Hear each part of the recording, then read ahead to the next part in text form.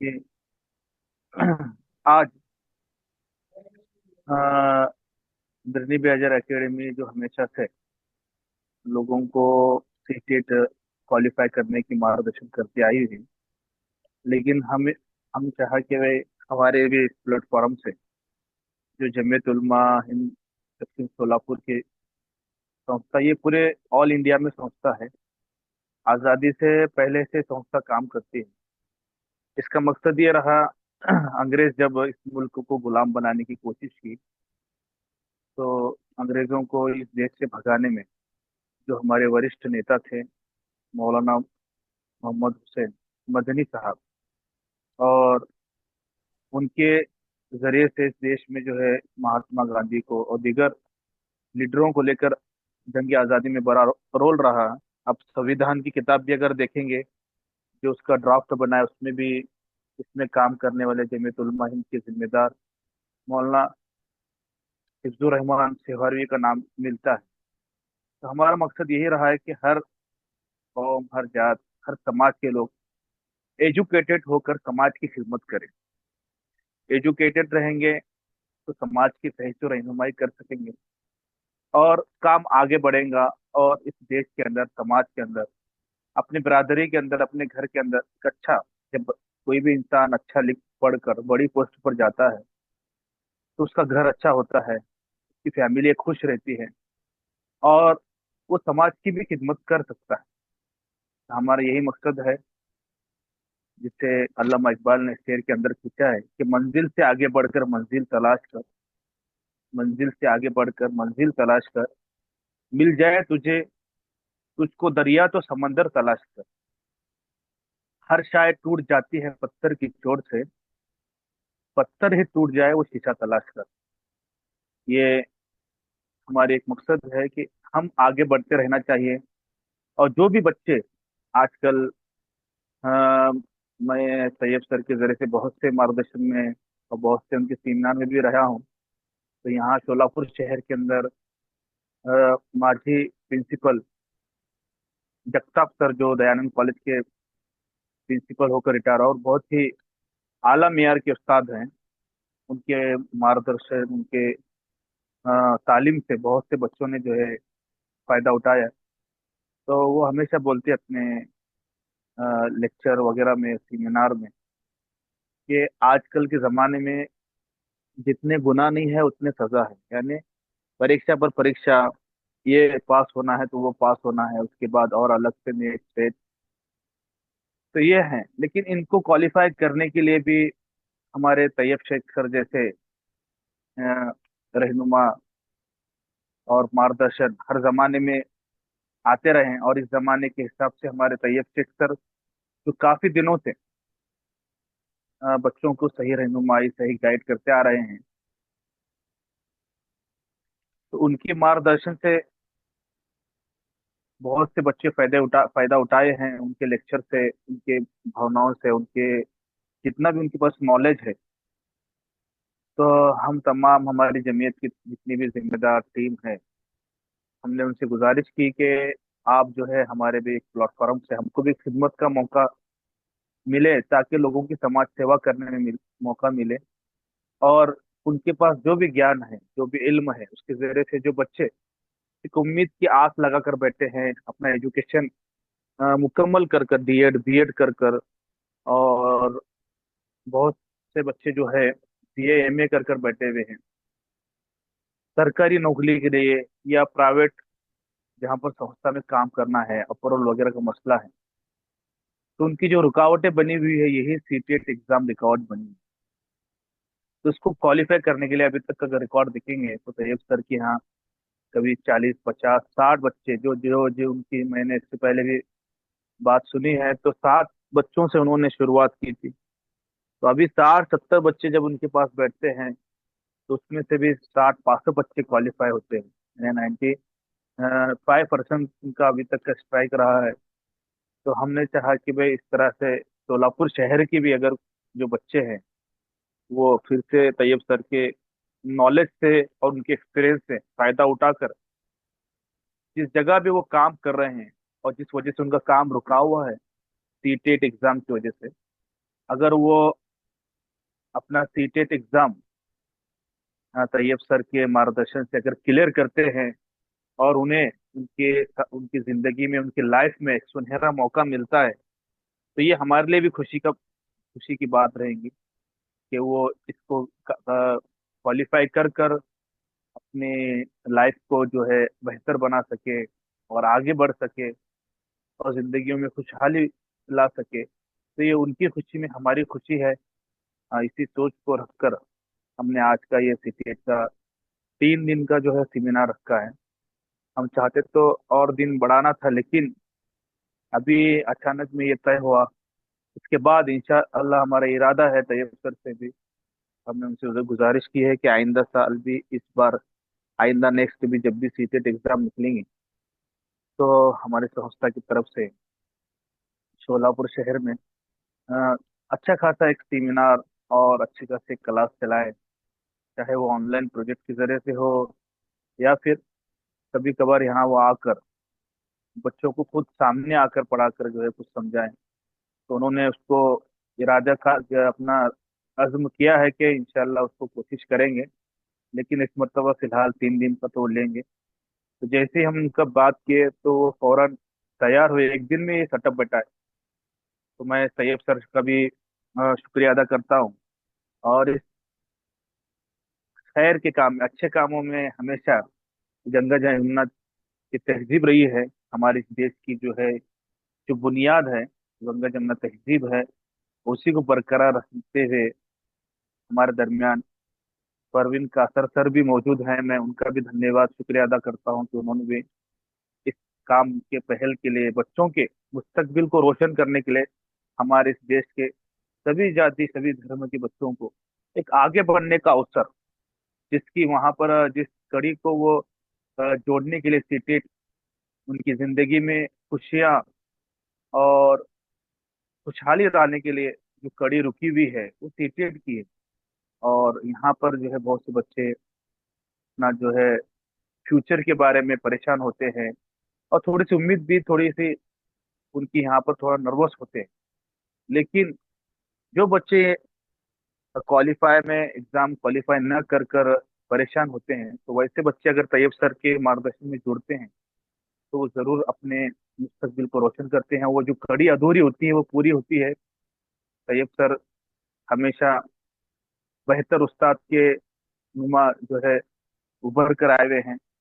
वो खासियत तैयब सर पर है कि वो जो है बच्चों की सोच को समझते हुए बच्चों को अच्छा खासा मार्गदर्शन करते हैं और उन्हें प्रमोट करते हैं। तो मैं तैयब सर का भी धन्यवाद करता हूँ, और प्रवीण कासर सर का फिर से धन्यवाद करता हूँ, और यहाँ पर मुझे कुछ बोलने का मौका दिया।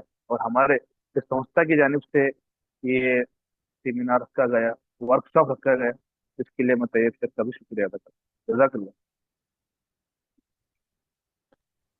बहुत बहुत शुक्रिया सर। आपने बहुत ही कम वक्त में बहुत ही बेहतरीन मकसद बता दिया। कौम को इल्म देने की जगह वजह से आपने ये जो आज का वेबिनार रखा है, आज का जो वर्कशॉप रखा है, जिसमें हम बच्चों को बताएंगे, शॉर्ट ट्रिक बताएंगे, 90 मार्क किस तरह से मिलाने ये बताएंगे। ये अवसर, ये महंगा अवसर आज आपने फ्री में आपके संस्था के जरिए दिया। अल्लाह ताला आपकी इस सभी में बरकत अदा फरमाए। और मैं प्रवीण सर से गुजारिश करता हूँ कि वो आज की इस मीटिंग का लीड करें। आज हमारे इस वर्कशॉप का जो भी कुछ मकसद है वो अपने ब्रेनी ब्रेजर अकाडमी का बताएं। मैं प्रवीण सर से गुजारिश करता हूँ, प्रवीण कासा सर। धन्यवाद sir. It was very happy moment, and it was very grateful thing to listen you, like a leader like you who wants to devote their services for the society and nation. कि आपको देखकर, आपके काम के बारे में जब भी मैं सुनता हूँ तैयब सर से, तो एक चीज मुझे हमेशा ध्यान में आती है, हमेशा सामने आ जाती है कि पूरा वक्त लगा दो, पूरा वक्त लगा दो उस काम को करने में. और ये शेर, ये लास्ट टाइम जो हमारी मीटिंग हुई थी, आपने जो दो जी जी। बढ़िया शेर दिए थे, उसी की हाँ ये उसी की प्रेरणा है अभी आज जो मैं आपसे बात कर रहा हूँ. तो शुरुआत में जो शेर आ रहा है वो उसी के पीछे आप ही की प्रेरणा है। तो पूरा वक्त लगा दो उस काम को करने में जो काम आपका वक्त बदल दे। वाह, माशाल्लाह, इसी बहुत प्रकार की माशा मंशा के साथ, इसी प्रकार के इरादे के साथ जो लोग समाज में काम करते हैं, अपनों के लिए काम करते हैं, देश के लिए काम करते हैं, वो हमेशा देश को आगे ले जाते हैं, वही राष्ट्र कार्य करते हैं। तो आपने सर का काम सोचा बहुत कि बड़ा है। सर ने सोलापुर में भी बहुत सारे काम किए हैं, गरीबों, यतीमों, बेवाओं के लिए भी सर काम करते हैं। सर ने यतीम खाना भी शुरू किया है, शायद बच्चों को पढ़ाते भी हैं, मुफ्त में पढ़ाते हैं। बहुत सारा काम सर ये जमीयत उलेमा की ओर से करते हैं। तो ऐसे लोगों की हमारे समाज को, हमारे कौम को जरूरत है। सर मैं और एक बार ये सर के बारे में जितना बताएं उतना कम है, क्योंकि सर का काम बहुत बहुत बड़ा है। गरीबों के लिए, यतीमों के लिए, बेवाओं के लिए सर अपना वक्त देते हैं, और ऐसे लोग समाज में बहुत कम है sir. Praveen sir, to be continue. यही यही जो लोग हैं, जो लोगों को या समाज को आगे बढ़ने की प्रेरणा देती है, जिंदगी जीने का हौसला यही लोग देते हैं। कोई बस बंदा बस। है जो सोशल वर्क कर रहा है, सोशल एक्टिविटीज कर रहा है, लेकिन वो ये भी सोचता है कि मैं गरीबों, मतलब जिनको जरूरतमंदों के लिए तो काम तो मैं कर ही रहा हूँ, लेकिन जो लोग स्टेबल है लेकिन फिर भी किसी और किसी जगह पे अटके हुए हैं, कोई उनका कोई एजुकेशन का इशू है, कोई जॉब का इशू है, कोई एलिजिबिलिटी टेस्ट का इशू है, तो वहां तक भी हमारा नॉलेज पहुंचे, वहां तक भी जो हमारा गुडविल है, और गुडविल से जो भी कुछ नेटवर्क बना है, और तैयब सर के जैसे साथी अगर हमारे हाथ में है, तो क्यों ना हम इस मास्टर कार्ड को अपने लोगों के लिए यूज करें। तो यही आपका इरादा आपको सबसे अलग बनाता है सर। आप जैसे लोग जो सोचते हैं कि लोगों का कुछ भी प्रॉब्लम हो वहां तक मैं कुछ ना कुछ कर सकूं। आज की तारीख में बच्चों को टीईटी का एग्जाम कैसे देना है, उसके एप्लीकेशन फॉर्म कैसे भरना है, सब्जेक्ट ऑप्शन कैसे सिलेक्ट करने हैं, ये भी पता नहीं है। इस ऐसे मौके पर अगर आप सोचते हो कि बच्चों तक ये बात जाए, और this is the right time with right person. आपने जो ये आज की तारीख जो चुनी है, मतलब अभी कुछ हफ्ते भर में एग्जाम होने वाला है, और नहीं, सही 14 तारीख पे, को। एकदम सही टाइम पे हम बच्चों से जुड़ रहे हैं। तो this is the right time for the right person and right candidates. That's why this program will be helpful for all the participants. And we are very grateful for this wonderful opportunity. And I will welcome all the students and participants as well as the मौलाना साहब कि आप लोग यहाँ पे पधारे। तो मैं शुरू करता हूँ कि आज हम किस प्रकार से आगे बढ़ने वाले हैं। मैं सबका स्वागत करता हूँ। सबसे पहले मुझे ये बात कहने में बहुत गर्व महसूस होता है कि जब से मैं और तैयब सर हम एक साथ एज ज्वाइंट वेंचर जुड़े हुए, मैं अपनी जगह पे अपना अपना काम कर रहा था, तैयब सर ने तो अपना काम का झंडा लगाया है पूरे पूरे सोलापुर में। मतलब शेख सर का नाम और सक्सेस, ये दोनों बातें सेम हो गई है। तो जब से हम दोनों साथ में खड़े हैं, साथ में काम कर रहे हैं, काम करने में तो मजा आ ही रहा है, लेकिन ऐसा लग रहा है यार कुछ बहुत बढ़िया काम कर रहे हैं, बच्चों को फायदा हो रहा है, एकदम प्रॉपर टेक्निकल सिस्टम से, एग्जाम ओरिएंटेड हो या नॉलेज ओरिएंटेड हो, या उसी के साथ साथ जॉब मिलने के बाद भी आपको कैसे नेशन के लिए काम करना है, ये चीजें हम बच्चों को दे रहे हैं, बच्चों को उसका फायदा मिल रहा है। मौलाना साहब, I am very happy and grateful to tell you कि तैयब सर का बंदा जो है वो रात के 12 बजे तक बच्चों को पढ़ाता है। सही है सर। दैट इज द तालीम। हाँ। छोड़ता नहीं बंदा जब तक आप, मतलब नवाजुद्दीन का एक डायलॉग है, जब तक तोड़ेंगे नहीं तब तक छोड़ेंगे नहीं।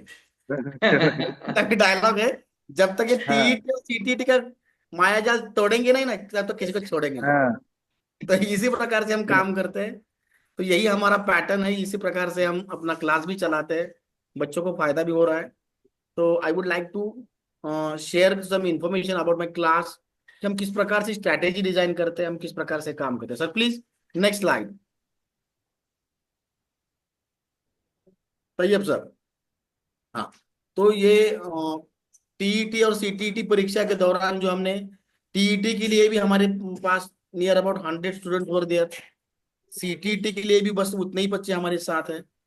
हम सारे सब्जेक्ट्स इसमें कवर कर रहे हैं, सारे सब्जेक्ट्स के सारे टॉपिक्स, सारी कॉन्सेप्ट्स को हमने बखूबी तरीके से अलग अलग इनोवेटिव पैटर्न्स के साथ बच्चों को समझाना, उसके बारे में कैसे सोचना है, लॉजिकल थिंकिंग क्या है, उस प्रकार से उस टॉपिक पे, उस कॉन्सेप्ट पे किस प्रकार से क्वेश्चन आ सकते हैं, इस बारे में उनको गाइडेंस करना, ये सारी चीजें हमने अपने क्लास में करी है।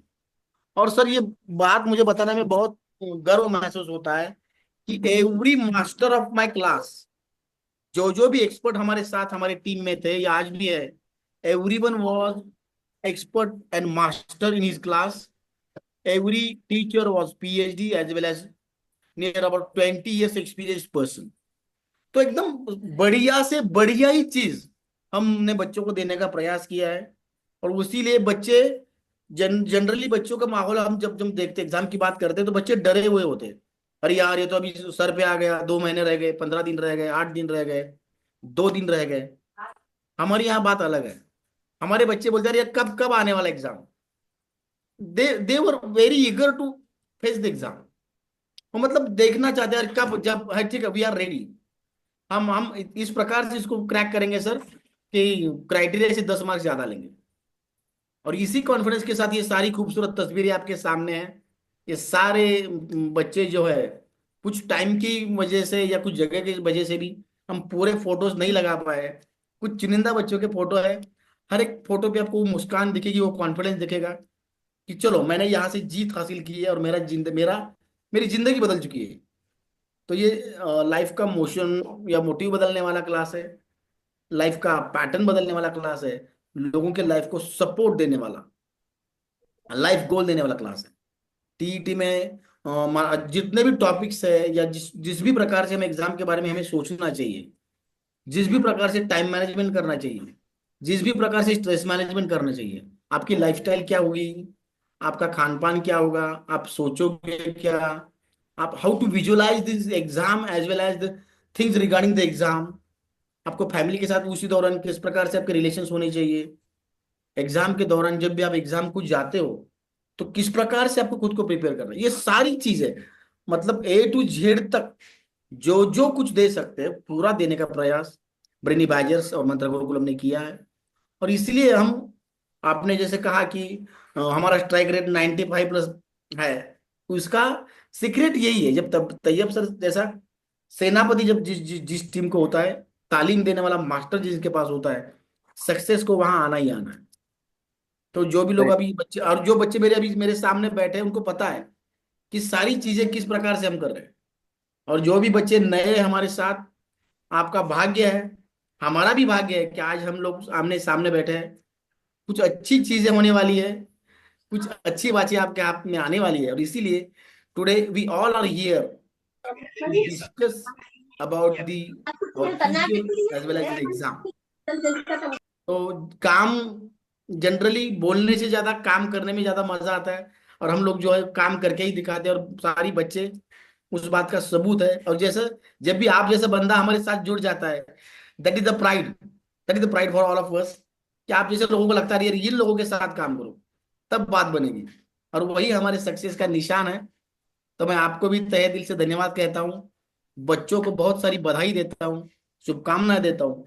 और जो हमारे आज के स्पेशल गेस्ट है, who is the expert in competitive exams, who is the master of TET and CET, who is the mentor of any type of educational competitive exams, जिनके पास सालों का एक्सपीरियंस है, तजुर्बा है, जिनके पास एक उम्मीद है, एक जिगर है बच्चों को आगे बढ़ाने की। जिस बंदे के साथ भी लोग जुड़ जाते हैं, लोगों को प्राउड फील हो जाता है, उनकी भी जिंदगी बदल जाती है, जैसे मेरी भी बदल गई है। I was working with another team and another subjects in education for last 20 years. But जब से मैं इस बंदे से जुड़ा हूँ, जिंदगी ने कुछ ऐसा रंग लिया है कि मजा आने लगा है। तो मैं सभी लोगों को धन्यवाद कहता हूँ, वेलकम करता हूँ। और हमारे special guest Shri Tayyab sir से अनुरोध करता हूँ प्लीज आप पधारे और हमें, हमारे बच्चों को आपका मार्गदर्शन कृपया खुला करें। Shri Tayyab sir, please welcome. Praveen sir, yes. Tayyab sir के जो है उनकी शान में एक शेर कहना चाहूंगा, आपको इजाजत दे तो। हाँ क्या बात, बढ़िया है। जैसा आप बता रहे थे कि अपने पास जो है बच्चों के टाइफाइड को बढ़ाने के लिए क्वालिफाई, आज के तारीख में जो बच्चों के क्वालिफाई करने का जो स्टैंड जो हमारे पास ज्यादा है, तो वो इसका यही वजह है कि जिनकी किरदार से आती है सदाकत की महक, यानी सच्चाई, ईमानदारी, मेहनत जिसको बोलते हैं, लगाव, लगन बच्चों के लिए, जिनकी किरदार से आती हो सदाकत की महक, उनकी तदरीस से पत्थर भी पिघलते हैं।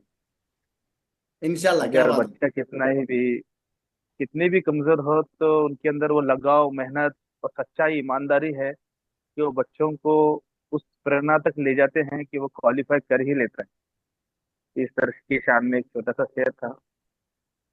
बढ़िया बढ़िया सर, धन्यवाद। माशाल्लाह। Sir please, Tayyab sir, please welcome.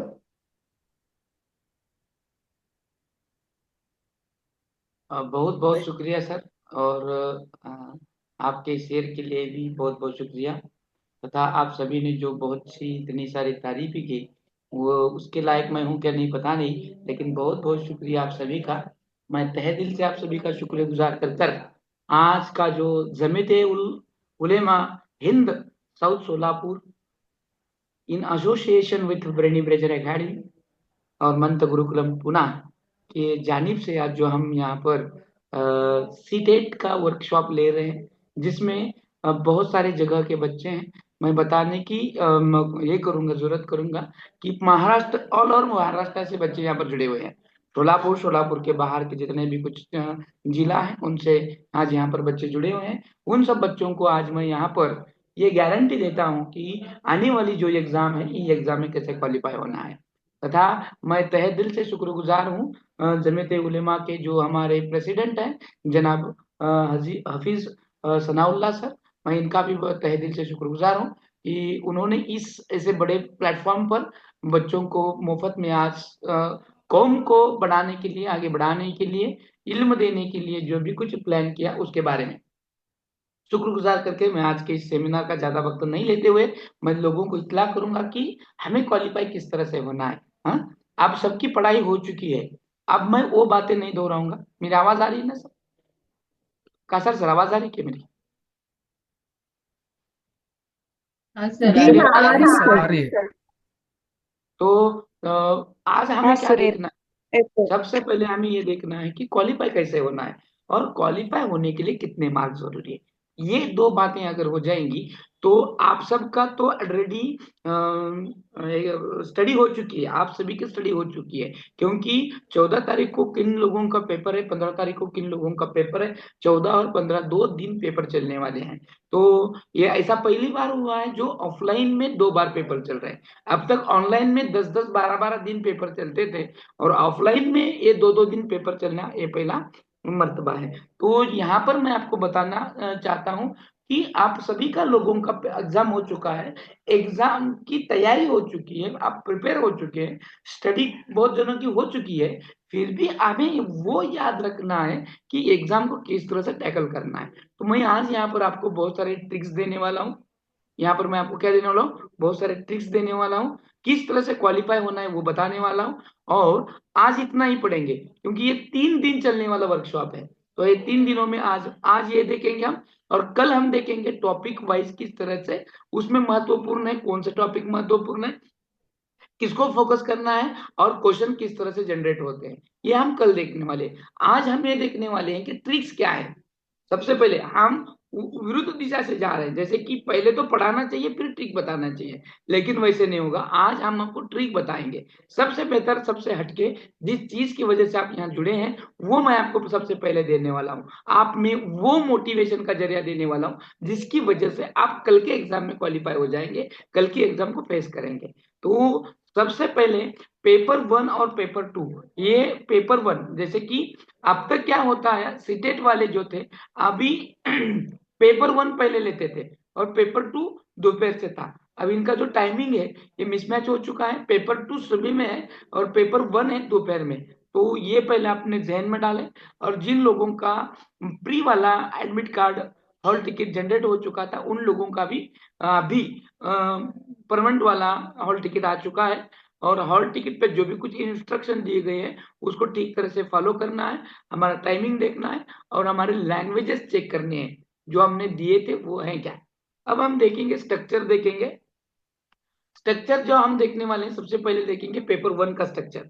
Paper 1 जो है ये डीएड वालों बच्चों के लिए, डीएड के लिए जो पेपर देने के बाद पहली कक्षा से लेके 5वीं कक्षा तक पढ़ाने वाले हैं, जिसको हम प्राइमरी स्टेज बोलते हैं।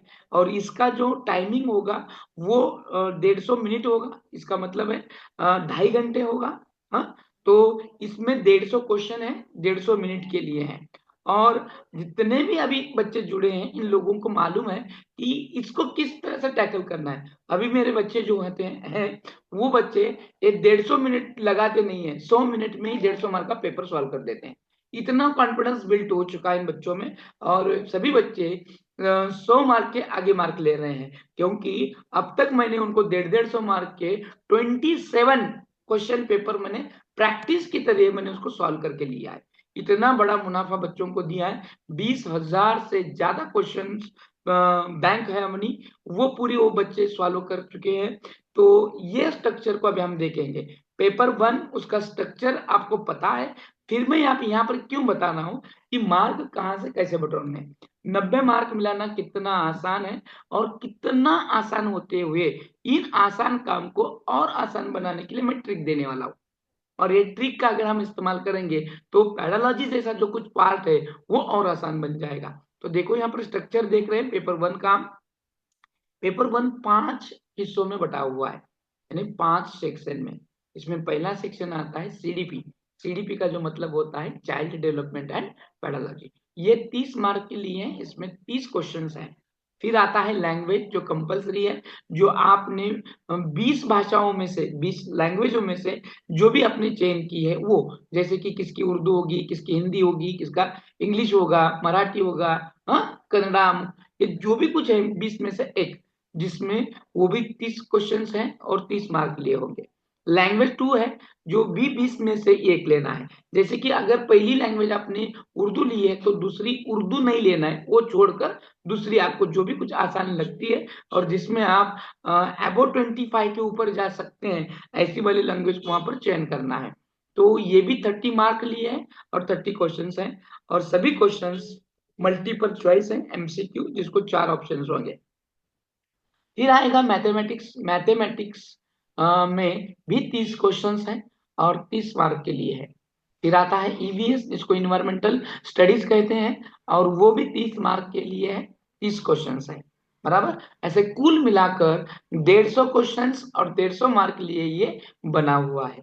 अब ये हुआ पैटर्न, इसमें 150 मार्क में से 150 मार्क कैसे बटोरने, या फिर 150 में से 90 मार्क हमें लेना है, तो 90 मार्क कैसे लेना है वो भी हम अगले साइड में देखेंगे। साथ ही साथ अब हम ये देखेंगे कि जो पेपर 2 है उसका स्ट्रक्चर क्या है।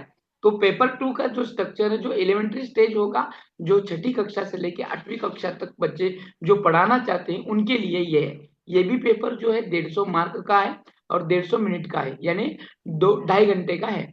अब इसमें स्ट्रक्चर में थोड़ा बदलाव है। ये कंपलसरी इसमें सीडीपी है, जिसका मतलब चाइल्ड डेवलपमेंट एंड पेडालॉजी, जो 13 से किशोर अवस्था के बच्चे हैं उनके लिए का जो कुछ साइकोलॉजी आता है उसके हिसाब से ये पेपर की अरेंजमेंट की गई है।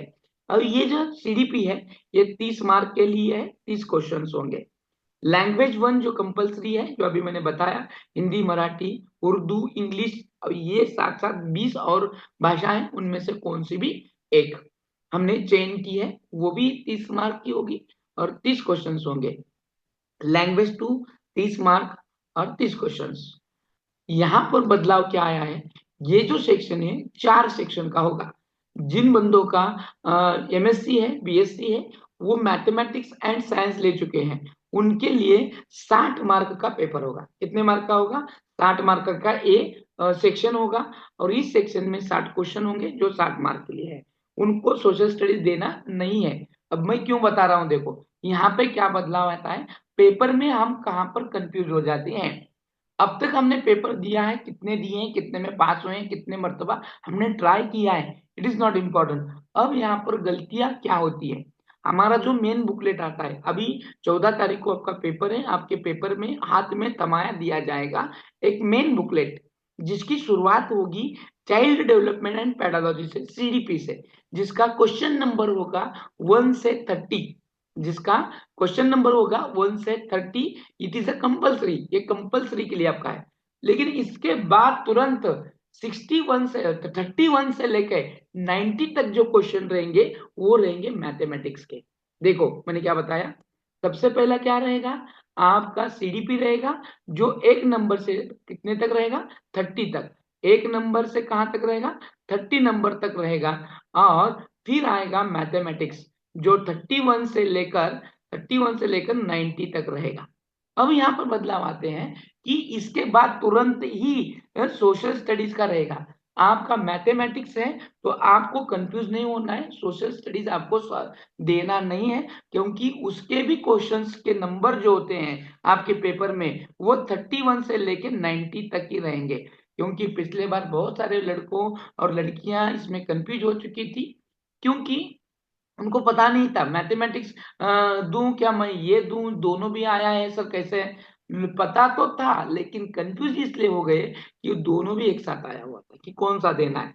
फिर क्या हुआ, पढ़े ये दिए वो दोनों भी सॉल्व करे, कहाँ कुछ कहे, गड़बड़ी हो जाती है। तो इसके बाद जो आता है लैंग्वेज 1, जो 91 से लेके 120 तक रहता है। लैंग्वेज 1 के क्वेश्चन कितने हैं, 91 से लेकर 120 तक ही। ये जो लैंग्वेज 1 है ये कंपलसरी है, जो फिर आपका मराठी होगा, हिंदी होगा। याद रखो मैं ये जो बता रहा हूँ, बहुत सारे लड़के यहाँ पर कंफ्यूज हो जाते हैं और अपना सब्जेक्ट छोड़कर दूसरा ही सब्जेक्ट सॉल्व करते हैं, ये आएगा। अब देखो जो मेन बुकलेट है, जो आपको 2 तरह के पेपर दिए जाएंगे। सबसे पहला रहेगा मेन बुकलेट। इस मेन बुकलेट में आपको सीडीपी, मैथमेटिक्स, साइंस तथा सोशल स्टडीज भी उसमें रहेगा और लैंग्वेज भी उसमें रहेंगे। कौन कौन सी रहेंगे, एक हिंदी रहेगा और दूसरा अंग्रेजी रहेगा। हिंदी का पहला लैंग्वेज भी रहेगा, हिंदी का दूसरा लैंग्वेज भी रहेगा। इंग्लिश का पहला लैंग्वेज रहेगा और दूसरा भी लैंग्वेज रहेगा। तो ये रहने की वजह से, क्योंकि लैंग्वेज 1 90 से लेके 120 तक है, हिंदी भी रहेगा तो लैंग्वेज 1 90 से लेके 120 तक रहेगा। पेपर लैंग्वेज 2 का भी जो इंग्लिश रहेगा तो उसमें का जो लैंग्वेज 1 है इंग्लिश का, वो भी 90 से लेके 120 तक रहेगा। तो यहाँ पर कंफ्यूज नहीं होना है, हमारा हॉल टिकट हमारे सामने रखना है, हमारा सीडीपी कौन सा है उसको देखना है, टिक मार्क करना है, पेंसिल से सामने लिखो। 1 से 30 तक इसके क्वेश्चन रहेंगे। लैंग्वेज 1 मराठी रहेगा तो उसके सामने लिख लो 91 से 120 तक के क्वेश्चन मराठी के ही सॉल्व करने हैं, फिर वो कहाँ भी क्यों ना हो, बराबर। और फिर जो लैंग्वेज 2 है वो लैंग्वेज 2 रहेगा 121 से लेके तो 150 तक रहेगा, 150 तक रहेगा। तो हमें याद रखना है इंग्लिश हो या न हो, वो 120 से लेके 121 से लेके 150 तक का हमें वहां पर सॉल्व करना है। तो ये सॉल्व करते हुए हमें 2 बातों को याद रखना है। क्या याद रखना है कि जो मराठी है इसकी सप्लीमेंट्री आपको मिलेगी, यानी एक्स्ट्रा का आपको दूसरा पेपर दिया जाएगा। कंफ्यूज नहीं होना है, क्योंकि 2 पेपर मिले हैं सर, इसमें भी हिंदी भी है वो भी है, तो यहाँ पर आपको कंफ्यूज होना नहीं है। जितना आप बगैर कंफ्यूज का पेपर को सॉल्व करेंगे उतना मजा वहां पर आ जाएगा। तो इन बातों को आपको ध्यान में रखना है, कंफ्यूज कुछ भी नहीं होना है, बगैर कंफ्यूजन का आपको ये सॉल्व करना है। तो सोशल स्टडीज जिनका है उनको भी क्वेश्चंस आएंगे, कहां से लेकर 130 से लेकर, कहां से 31 से लेकर 90 तक के आपको पेपर ये क्वेश्चन सॉल्व करना है। सोशल स्टडीज के जो 60 क्वेश्चन है 60 मार्क के लिए रहेंगे। टोटल होल पेपर 150 मार्क का रहेगा, जो 150 मार्क का रहेगा 150 क्वेश्चंस रहेंगे और उसको आपको सॉल्व करना है। किसी भी तरह का निगेटिव मार्किंग नहीं है, टोटली आपको इसको ठीक तरह से सॉल्व करना है बगैर निगेटिव का रहते हुए। मैटर क्लियर हुआ, ये समझ में आया आपको? कंफ्यूजन कुछ है तो पूछ सकते हैं आप, कुछ कंफ्यूजन है यहाँ पर, कुछ कंफ्यूजन है क्या? ऐसा नहीं सर। समझ में आया? ठीक है। तो ये बात जो है पेपर 2 की, पेपर 2 में फर्स्ट जो सीडीपी है वो 1 मार्क पहले क्वेश्चन से लेकर 30 क्वेश्चन उसके होंगे। मैथमेटिक्स उसके बाद आएगा 31 से लेकर 90 तक, और फिर उसका बाद लैंग्वेज आएगा। लैंग्वेज 1 जो रहेगा वो 91 से लेके 120 तक रहेगा, और लैंग्वेज 2 जो रहेगा 121 से लेके 150 तक रहेगा। तो ये हमें याद रखना है और इसी तरह से पूरा पेपर हमें सॉल्व करना है। तो अब मार्क कैसे बटोरने, ये तो मालूम हुआ। अब मार्क कैसे बटोरेंगे? 90 मार्क लेना बहुत आसान है। ये पेपर इतना कोई भी पेपर इजी नहीं है, ये बात याद रखो। और इसको हमें सॉल्व करते वक्त कैसे मार्क बटोरना है, आप सबका भी पढ़ाई हो चुकी है, स्टडी हो चुकी है, आपको मालूमात भी हो चुका है, और मालूमात होते हुए आपकी पढ़ाई पूरी हो चुकी है। अब ये पढ़ाई का हमें फायदा लेकर किस तरह से मार्क बटोरने दें कि जो सेक्शन 1 है, पेपर 1 में का सेक्शन जो 1 है, उसमें का 1 है वो है सीडीपी। अब ये सीडीपी टोटली 30 मार्क का है। आपको कम से कम 20 मार्क इस कहां से लेने हैं, सीडीपी से लेने हैं, और ज्यादा से ज्यादा 22।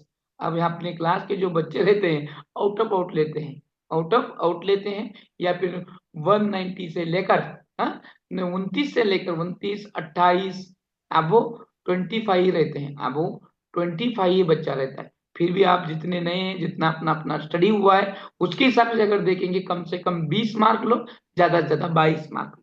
लैंग्वेज 1 जो कंपलसरी की है, इसमें भी कम से कम 20 मार्क लो, ज्यादा से ज्यादा 22 मार्क लो। ज्यादा जितना यहाँ पर लोगे, ये जो सीडीपी लैंग्वेज 1 और लैंग्वेज 2 जो है, इसमें जितना ज्यादा तुम मार्क लोगे उतना ज्यादा स्कोर हो जाएगा। क्योंकि आपको आगे मैथमेटिक्स आता है, इन्वेस्टमेंट स्टडी आती है या नहीं आती है, इट इज नॉट इम्पोर्टेंट। तो इम्पोर्टेंट क्या है कि आपको अगर स्कोर बढ़ाना है, आपको पैडोलॉजी पर भरोसा रखकर काम करना है, तो आपको लैंग्वेज 1, लैंग्वेज 2 और सीडीपी में 22 से ऊपर या फिर 25 के ऊपर एबो, अगर आपने ये तीनों में 25-25 भी लिया तो कितने हो गए, 25 दिया कितने हो गए, 75 हो गए, बराबर। कितने बचे हैं 90 के लिए, 90 के लिए कितने बचे हैं, 15 मार्क बचे हैं। और ये 15 मार्क। बाकी, हाँ बाकी के मार्क कितने कितने में से लेना है, 60 में से आपको 15 मार्क लेना है। इजी है कि नहीं? इसीलिए फोकस इन पर होना जरूरी है। सीडीपी लैंग्वेज 1 और लैंग्वेज 2 पर अपना जितना फोकस रहेगा, उतनी कामयाबी ज्यादा मिलेगी, और उस कामयाबी का रेशो भी ज्यादा रहेगा। तो ये पता नहीं होता, ये हमें बताते नहीं है। तो ये अगर हमें मालूम हुआ तो हमें कुछ भी ज्यादा करने की जरूरत नहीं है। तो मान लो आपको कम से कम 20 मिले, ज्यादा से ज्यादा 22 मिले। और मैथमेटिक्स जो रहता है वो 30 मार्क का है, जिसमें 15 मार्क का कंटेंट है, 15 मार्क का पेडागोजी है। तो हम उस पेडोलॉजी का ही 15-15 पकड़ेंगे। मानो हमारा कंटेंट अच्छा नहीं है, हमें कुछ आता नहीं है, तो उस कंटेंट को हम देंगे 0, जो मैथमेटिक्स है, जो ईवीएस है उसका। लेकिन जो हमारा पेडोलॉजी है, उस पेडोलॉजी को हम देंगे 15-15, बराबर। अब ये क्या हुआ, ये कितने हो गए कुल मिलाकर, 15-15 30 हो गए, और 20-20 60 कितने हो गए ना, कुल मिला के 90।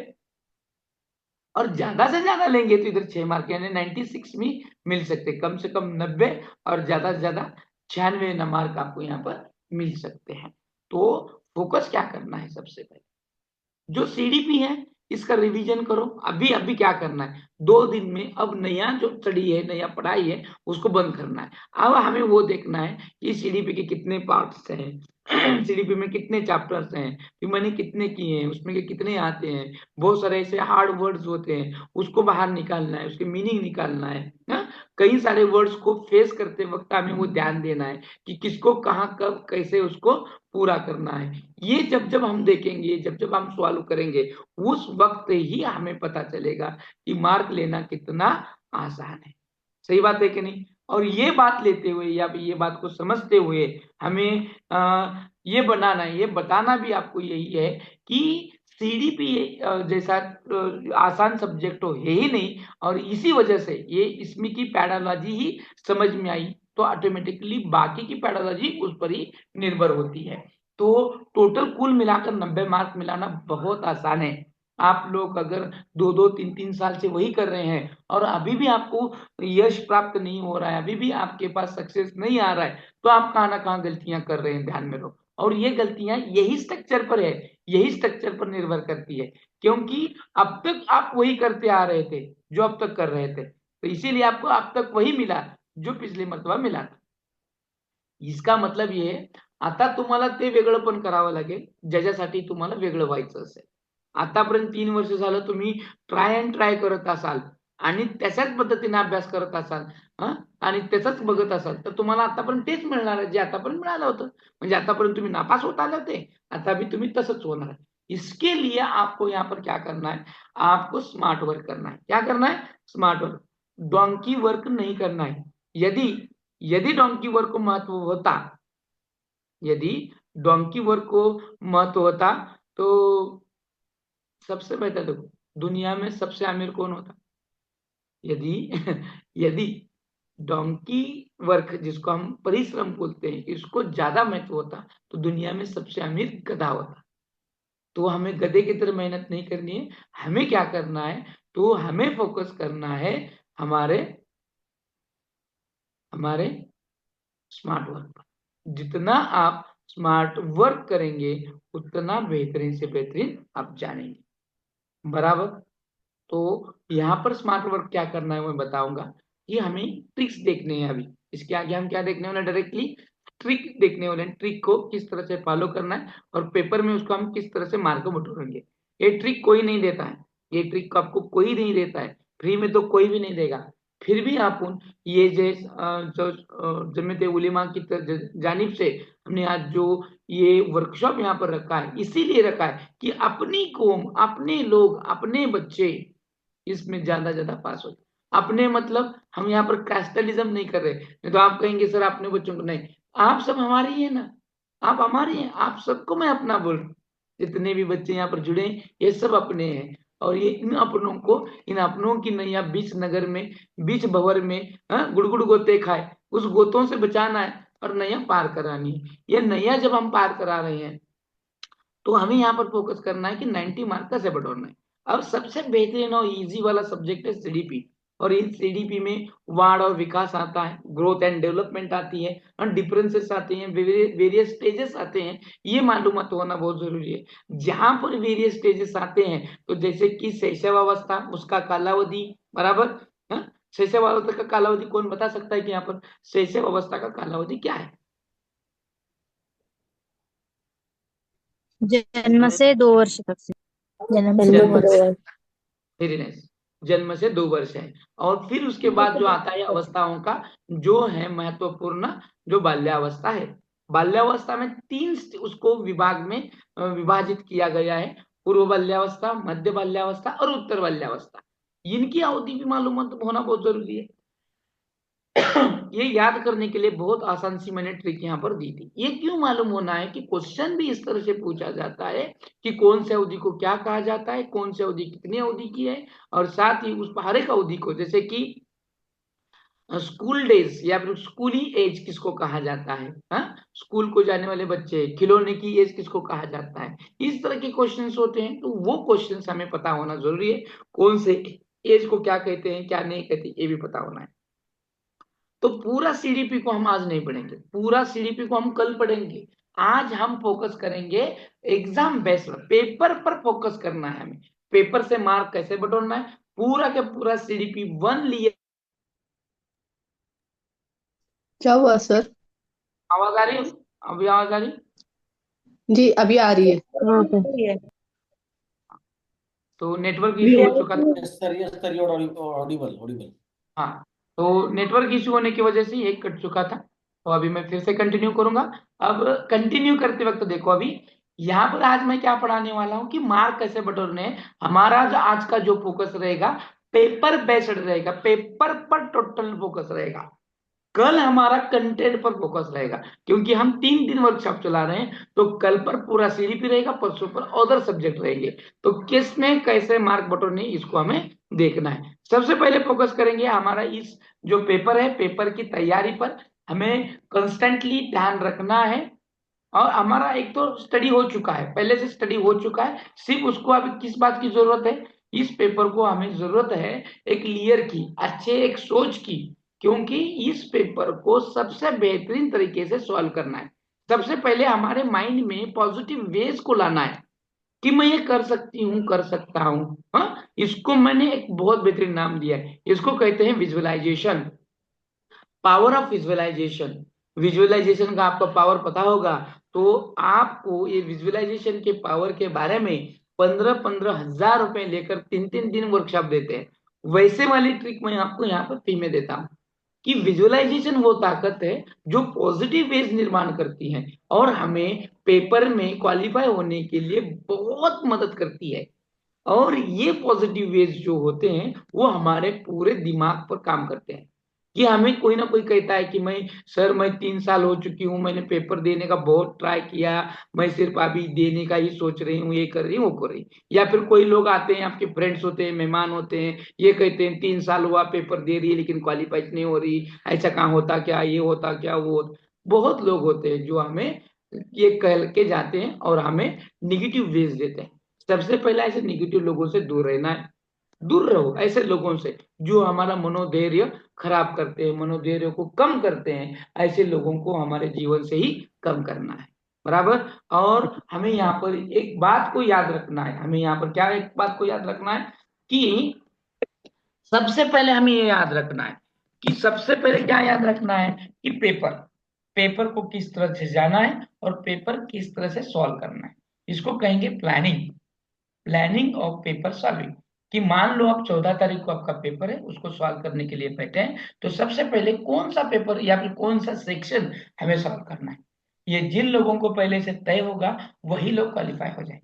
क्योंकि कभी भी पेपर सॉल्व करते वक्त आसान चीजों से कठिन चीजों की ओर जाना होता है। फिर आसान क्या है, मुझे कौन की चीजें आती हैं, कौन सा सब्जेक्ट अच्छा लगता है, कौन सा सब्जेक्ट मुझे कठिन है, ये पहले से हमें पता होता है। तो ये पहले से पता जब होता है, जब पहले से ये पता होता है, तो हमें यहाँ पर क्या करना है, ट्राई ट्राई करना है। किस बात का ट्राई करना है, किस बात का ट्राई करना है हमें, तो हमें इस बात को ट्राई करना है कि जो हमें आता है वही सेक्शन को हम सॉल्व करेंगे, ये ट्राई करना है। कि मानो मुझे लैंग्वेज 1 अच्छी लगती है, लैंग्वेज 1 हमारी उर्दू है, तो उर्दू से सॉल्व करो। आसान से अगर हम कठिन की ओर जाएंगे तो पेपर बहुत जल्दी आसान होगा। क्योंकि आपका क्या है, जो लैंग्वेज है, जो लैंग्वेज है वो 30 मार्क की है, उसमें के 15 मार्क का पैसेज ही है जो पढ़कर वहां का देना है। ना ग्रामर है ना कुछ भी है। अगर ग्रामर आता भी है तो 3 से 4 मार्क का आता है, ज्यादा नहीं आता। फिर बाकी का जो क्या है, पढ़ना है और उसका आंसर देना है। तो ये तो आसान काम है। 8वीं क्लास का बच्चा या 5वीं क्लास का बच्चा जो स्कॉलरशिप देता है, उसी तरह के यहाँ के पैराग्राफ होते हैं, वो पढ़कर हम दे सकते हैं। फिर 15 में से कम हम 8 9 10 12 तो मिला सकते हैं कि नहीं वो। और फिर उसकी पैरालॉजी जो सीडीपी में से आती है, और वो 12 में से भी आप 10 15 मार्क मिला लेंगे, तो देखो वो 12 ये 12 मिल गए, 24 यहाँ ही हो गए। ये आसान है। और यही आसान, आप अगर आसान की ओर से सॉल्व करना चाहेंगे तो ऑटोमेटिकली आपका पेपर यहाँ पर कवर हो जाएगा। और उसको टाइम बेस्ड दो, कितने मिनट में कितना पेपर सॉल्व करना है। आज मेरा हर एक बच्चा, हर एक स्टूडेंट 15 मार्क का पैसेज कितने मिनट में सॉल्व करता है पता है? ज्यादा से ज्यादा 6 या 7 मिनट में से 15 मार्क का। इतना कॉन्फिडेंस कहाँ से बिल्ट हुआ? हर रोज वो 3 3 4 4 5 5 6 6 एक ही लैंग्वेज का वो जो पैसेज है वो सॉल्व करता है। उस सॉल्व करने की वजह से उसमें कॉन्फिडेंस बिल्ट हो गया। पढ़ना किस तरह से है, आंसर कहाँ से निकालना है, कैसे निकालना है, पहले तय किया। क्योंकि सबसे पहले क्वेश्चन पढ़ते वक्त जो लैंग्वेज है, उन लैंग्वेज के क्वेश्चन पढ़ते वक्त जो पैराग्राफ है उसके क्वेश्चन कहाँ वाह मैं रहते हैं, ये हमने पहले बता के रखा है बच्चे। क्या करके रखा है? पहले बता के रखा है। ज्यादा कुछ नहीं करना पड़ता। क्यों? क्योंकि अगर एक वे अच्छी मालूमात होगी तो बच्चा जल्द से जल्द वो क्वेश्चन पेपर हल करेगा। लैंग्वेज का जो पैसेज पहला रहेगा, उसका पहला क्वेश्चन पढ़ना है कि पैसेज नहीं, पढ़ना है? आप क्या कहते हैं, मुझे इम्पीरियल गार्डन में पैसेज दावत पहला है लेकिन। पढ़ना है कि क्वेश्चन पैसे पढ़ना है? कभी कभी क्या हो जाता है, हम क्वेश्चन पढ़ेंगे तो क्वेश्चन पढ़ते हैं, फिर क्या बोलते हैं उसको, पैसेज पढ़ते हैं, फिर क्वेश्चन पढ़ते हैं, फिर पैसेज पढ़ते हैं। ऐसा करने में हमारा 15 मिनट तो यूं ही चले जाते हैं। पहले पैसेज पढ़ो, फिर क्वेश्चन पढ़ो, फिर क्वेश्चन समझ में नहीं आए तो और दोबारा क्वेश्चन पैसेज पढ़ो। ऐसे हमारा चलते रहता है। It is a wrong way, ये गलत वे है। और इसी वजह से हमारा टाइम यहाँ पर बर्बाद हो जाता है और कई बच्चों को वक्त ही नहीं मिलता। सबसे आसान है ये सेक्शन लैंग्वेज का। यहाँ पर सबसे पहला क्वेश्चन को पढ़ना है। किसको पढ़ना है? क्वेश्चन को पढ़ो, क्वेश्चन को पढ़ो। और उसका जो वो दिया गया पैराग्राफ है, उस पैराग्राफ का पहला ही पैराग्राफ, उस पैराग्राफ में 2 3 परिच्छेद रहते हैं, 2 3 पैरा रहते हैं, उनमें का पहले पैरा में ही पहले क्वेश्चन का आंसर रहता है। खत्म। वो पहले के इसमें ही ढूंढो, जब तक तुम्हें क्वेश्चन का आंसर नहीं मिलता ना वहीं पे ढूंढो। होता क्या है, क्वेश्चन का समानार्थी शब्दों का इस्तेमाल किया जाता है, और समानार्थी शब्दों का इस्तेमाल करने की वजह से हमें वो निकल नहीं पाते, हम उसमें से निकाल नहीं पाते, अर्थ को नहीं समझता है। इसीलिए हमको वो समझना है, उसका प्रैक्टिस होना है, और पहले क्वेश्चन का आंसर पहले ही आपके पैराग्राफ में रहेगा, तो आपको ज्यादा ढूंढने की जरूरत नहीं। दूसरा दूसरे में, तीसरा तीसरे में, चौथा ऑल ओवर रहता है। एक तो उसका वो पैराग्राफ का परिच्छेद का नाम दो पूछते हैं, या फिर ओवरऑल उसमें से कुछ पूछते हैं, और चौथा पांचवा जो रहता है उसी की पैसेज में से आपको ग्रामर पूछा जाएगा, खत्म। कितना आसान है कि नहीं है? 9 में से 6-7 आराम से मिलेंगे, यस और नो? 9 मार्क का पहला पैसेज है, फिर आती है पोयम जो 6 मार्क की है, ऑलरेडी सब फिक्स है, 6 मार्क की पोयम और 9 मार्क का पैसेज, कुल मिला के 15 हो गए। इतना पढ़ना और इतना देना है ना, ये टीईटी जैसा हार्ड कुछ भी नहीं है, टीईटी जैसा हार्ड नहीं है। सबसे पहले दिमाग में से ये निकाल के फेंक दो, टीईटी जैसा हार्ड नहीं है, सीटेट बहुत आसान है। फिट करो, और मैं इसको क्वालिफाई करूंगी ही, ये फिट कर लो, एक बार ये फिट हो गया, मानो ये सब कुछ हो गया। समझ में आ रहा है मैं जो बता रहा हूँ? समझ में आ रहा है या आपको ऐसे लग रहा है ये पहले से मालूम है, कुछ नया बताओ? बराबर है कि नहीं? समझ में आ रहा है? आसान जी हाँ भाषा सर। में हाँ सर। समझ में आ रहा है? हाँ सर। ये बहुत जरूरी है, ये समझ में आना बहुत जरूरी है, और ये समझ में नहीं आने की वजह से ही हम जैसे लोग पीछे हैं, 2-3 बार हमें ट्राई करने की जरूरत पड़ रही है। हम्म तो ये जो स्टेजेस हैं पेपर के, फिर आएगा उसी लैंग्वेज का आपको 15 मार्क का पैडोलॉजी सॉल्व करना है, जो पैडोलॉजी सीडीपी से कंट्रोल होगी, और हम वो कल पढ़ाएंगे भी आप सभी को, वो इसे ही पढ़ाएंगे। कल पैडोलॉजी हमें देखना है, और पैडोलॉजी के क्वेश्चन किस तरह से जनरेट होते हैं, किस तरह से सॉल्व करना है, वो भी हम देखेंगे। आज तो मैं बहुत बेहतरीन ट्रिक आपको देके जाने वाला हूँ, इतनी बेहतरीन ट्रिक देके जाने वाला, माशाल्लाह पूछो ही मत, इतनी बेहतरीन ट्रिक आपको देकर जाने वाला हूँ। अब यहाँ पर हमें फोकस क्या करना है, देखो, हमें ये भी फोकस करना है, और इस तरह से फोकस करना है कि ये जो एग्जाम है इनमें हमें क्रैक ही करना है। लैंग्वेज 1 जिस तरह से है, जिस तरह से हमने सॉल्व किया, उसी तरह से लैंग्वेज 2 को सॉल्व करो, और उसी फोकस से, उसी एंगल से सॉल्व करो। फिर थर्ड नंबर पर लो सीडीपी, और फिर लास्ट नंबर पर जो हार्ड है वो एकदम लास्ट नंबर पर हो, और फिर इन्वायरमेंट स्टडीज लो, और फिर उसके बाद मैथमेटिक्स, खत्म। अगर आपने मैथमेटिक्स में का एक भी क्वेश्चन हल नहीं किया तो भी चलता, इसे कोई दिक्कत नहीं, और तुक्का लगा लो। तुक्का कैसे लगाना है, उसमें भी मार्क कैसे बटोरने हैं, वो भी मैं बताने वाला हूँ आपको। अगर मान लो ऐसे क्वेश्चंस आते हैं कि मैंने पढ़ा भी है सर, आ ही नहीं रहा, ऐसे भी क्वेश्चन ऐसे सर मैंने पढ़ा भी नहीं, देखा भी नहीं, पहली मर्तबा है, वैसे भी क्वेश्चन को कैसे हल करना है, और वैसे भी क्वेश्चन से मार्क कैसे लेने हैं, ये भी मैं बताने वाला हूँ। इसीलिए तो ना अपने क्लास का रेशियो इतना बड़ा है कि जितने बैठते हैं उतने में से उससे ज्यादा क्वालिफाई होते हैं। यहाँ पर अगर सीटेट का ही रिजल्ट हम देखेंगे तो 33 लाख प्लस बच्चे बैठते हैं पूरे भारत में से, 33 lakh, not a joke. Qualify कितने होते हैं? 2-4 लाख बच्चे क्वालिफाई होते हैं। और फिर इसका मतलब देखो ये एग्जाम कैसे टफ रहे, और इसी में अपने जितने भी यहाँ के क्लास के बच्चे होते हैं उनमें से आउट ऑफ आउट बच्चे qualify. This is not a joke, ये जोक नहीं है, ये इतना आसान है, बच्चों को इतना आसान तरीके से आज तक किसी ने नहीं बताया, इसीलिए हमें एग्जाम हार्ड लगती है। ये एग्जाम हार्ड वगैरह कुछ नहीं होती, वो समझने और समझाने के तरीके पे डिपेंड होती है, वो तरीका आज तक हमें किसी ने बताया नहीं, इसीलिए हम क्वालिफाई हो नहीं सके। सही बात है या गलत बात है? सही है कि गलत है? सही सही है है सर। सर। हाँ, सही है। इसी वजह से यही प्रॉब्लम हमें आता है, और इसी प्रॉब्लम की वजह से हम बार बार फेल होते जाते हैं। तो फेल होने का कारण तो मिल गया, अब हमें सॉल्व करना है। अभी पेपर का ट्रिक बताऊं क्या, इसके बारे में और कुछ बताऊं? आपको क्या लगता है? आपको जो चाहिए वो दूंगा मैं। एक बताओ सर। पेपर ट्रिक एक बताओ बात। सर पेपर के बारे में।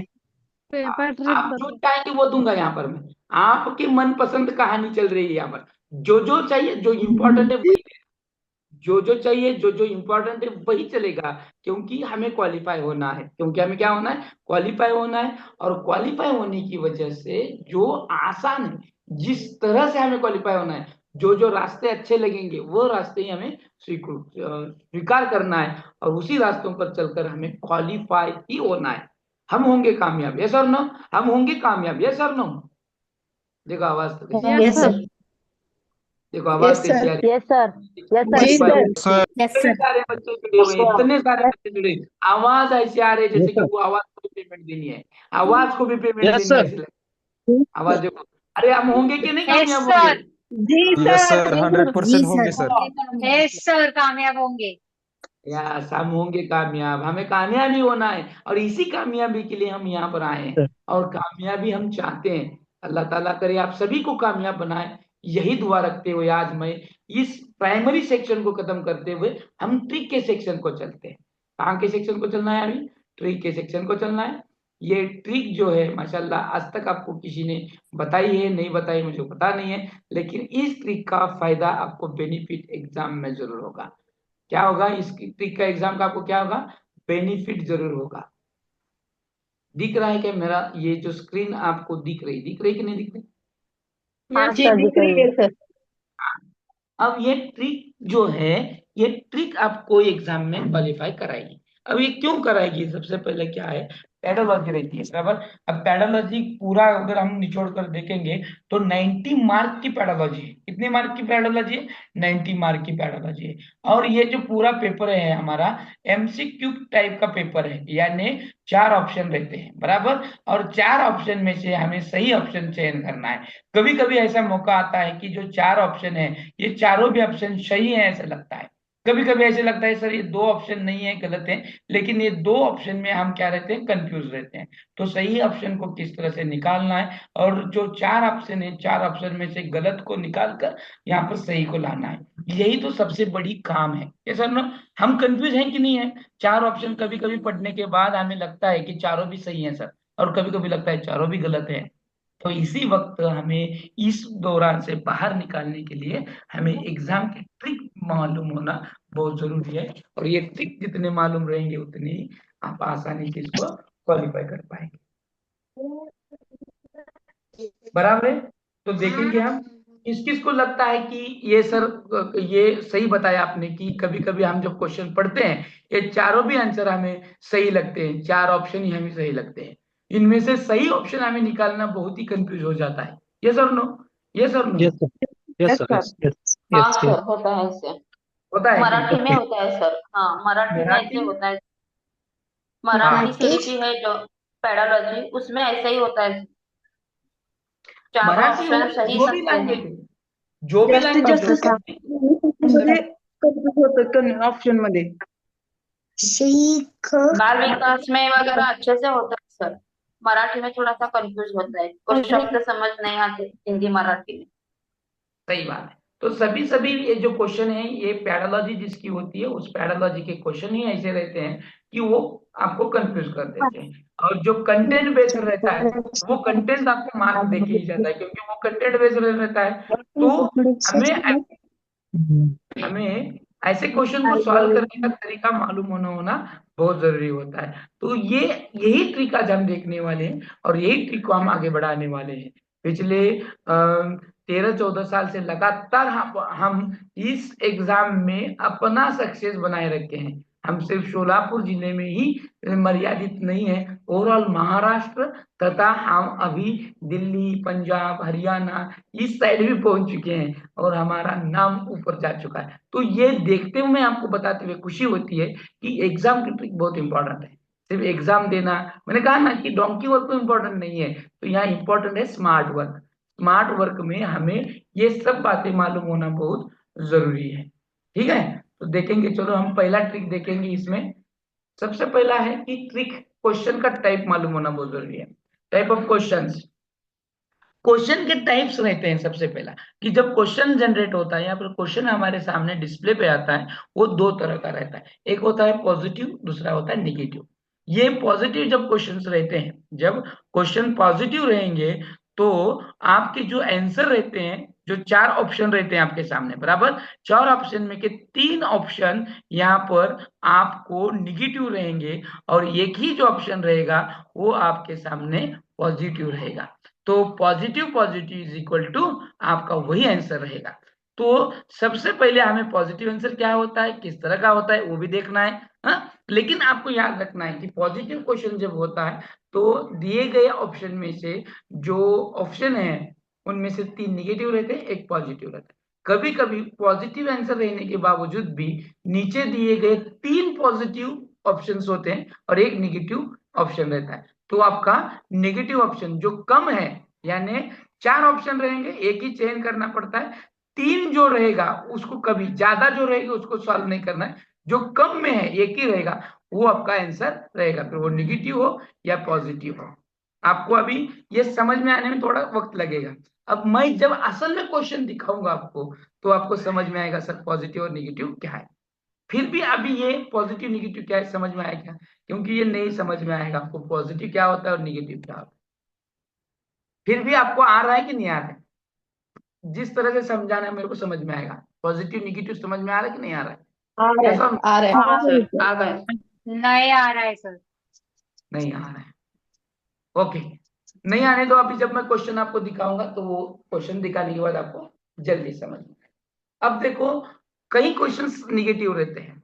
अब पॉजिटिव क्या है, देखो पॉजिटिव क्या रहता है, निम्नलिखित वाढ़ और विकास की वैशिष्ट्यों में से एक आवाज येत नाही। है, एक सर है, आवाज नहीं आ रहा। एक तो आवाज है। ब्रेक हो रहा है। सबको ब्रेक हो रहा है मेरा आवाज? हाँ सर, सबको जी ब्रेक हो सर, रहा अभी आ रही, अभी आ रही है सर। आ रही है अभी? है। हाँ आ रही जी हाँ है। सर। सर, आ रही हाँ, आ रही। देखो पॉजिटिव और निगेटिव कैसे होता है। पॉजिटिव देखो, निम्नलिखित में से वाढ़ और विकास की वैशिष्ट है तो क्या होगा, ये पॉजिटिव हो गया। अब निम्नलिखित में से जितने भी कुछ उसके वैशिष्ट दिए गए हैं, उसकी विशेषताएं दी गई हैं, उनमें से 3 विशेषताएं नहीं होगी। जो नहीं होंगी वो होगा आपका निगेटिव वाला, और जो है वो होगा पॉजिटिव वाला। बराबर? ये तो समझ में आया कि नहीं, पॉजिटिव और निगेटिव क्या होता है। और जो नहीं है, निम्नलिखित में से वाढ़ और विकास की विशेषताएं नहीं है, ये हो गया आपका निगेटिव। और निगेटिव में एक होगा पॉजिटिव, हाँ, और बाकी के होंगे निगेटिव, या फिर 3 पॉजिटिव होंगे, एक होगा निगेटिव। इसी तरह से आपको पहले, सबसे पहले क्वेश्चन की पहचान करना है, ये पॉजिटिव है कि निगेटिव है। निगेटिव है तो किस तरह से उसको सॉल्व करना है, पॉजिटिव है तो उसको किस तरह से सॉल्व। पॉजिटिव जब जब भी क्वेश्चन होगा तो उसका आंसर पॉजिटिव होगा, जो ज्यादा है वो नहीं होगा, जो कम है वो होगा। क्योंकि 4 ऑप्शन रहते हैं, 4 ऑप्शन में से 3 ऑप्शन गलत होते हैं, एक ही ऑप्शन क्या होता है, सही होता है। तो 3 ऑप्शन होंगे आपके निगेटिव, एक ही ऑप्शन होगा पॉजिटिव। कभी कभी क्या होता है, तो 3 ऑप्शन होते हैं आपके पॉजिटिव और एक होता है निगेटिव, जो कम है उसको आपका आंसर करना है। बराबर? तो सबसे पहले क्वेश्चन को ठीक से पढ़ो, उसकी पहचान करो, क्या है, किस तरह का क्वेश्चन है वो देखो, और फिर उसको सॉल्व करने की कोशिश करो। ठीक है? समझ में आया? तो ये किस तरह से समझना है ये दिखाने के लिए मैं आपके डिस्प्ले पर एक क्वेश्चन देता हूँ। उसके पहले मुझे बताओ, पॉजिटिव निगेटिव समझ में आया कि नहीं आया? तो क्वेश्चन दिखाऊंगा। जी हाँ हाँ सर, सर। सर आया। यस। ठीक यस है। सर। यस सर, समझ में आया। हाँ, तो देखो अभी ये क्वेश्चन आपके सामने है, और इसको पॉजिटिव है कि नहीं है ये देखो, और उस पर से आंसर दो मुझे। ये पढ़कर इसका आंसर दो मुझे, तो समझ में आएगा आपको क्या समझ में आया। सबसे पहले क्वेश्चन क्या है, देखो प्लस है कि माइनस है।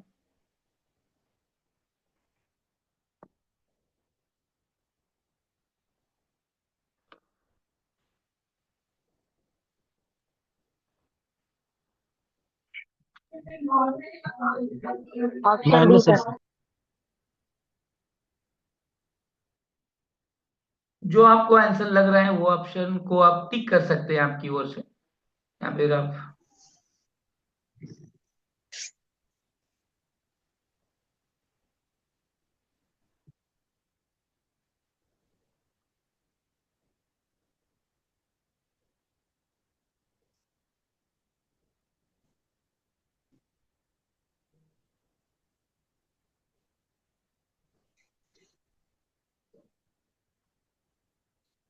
बहुत सारे आंसर बच्चों जिन्होंने डी दिया है, अब ये आंसर क्या है, it is not important, important है प्लस माइनस, नेगेटिव पॉजिटिव।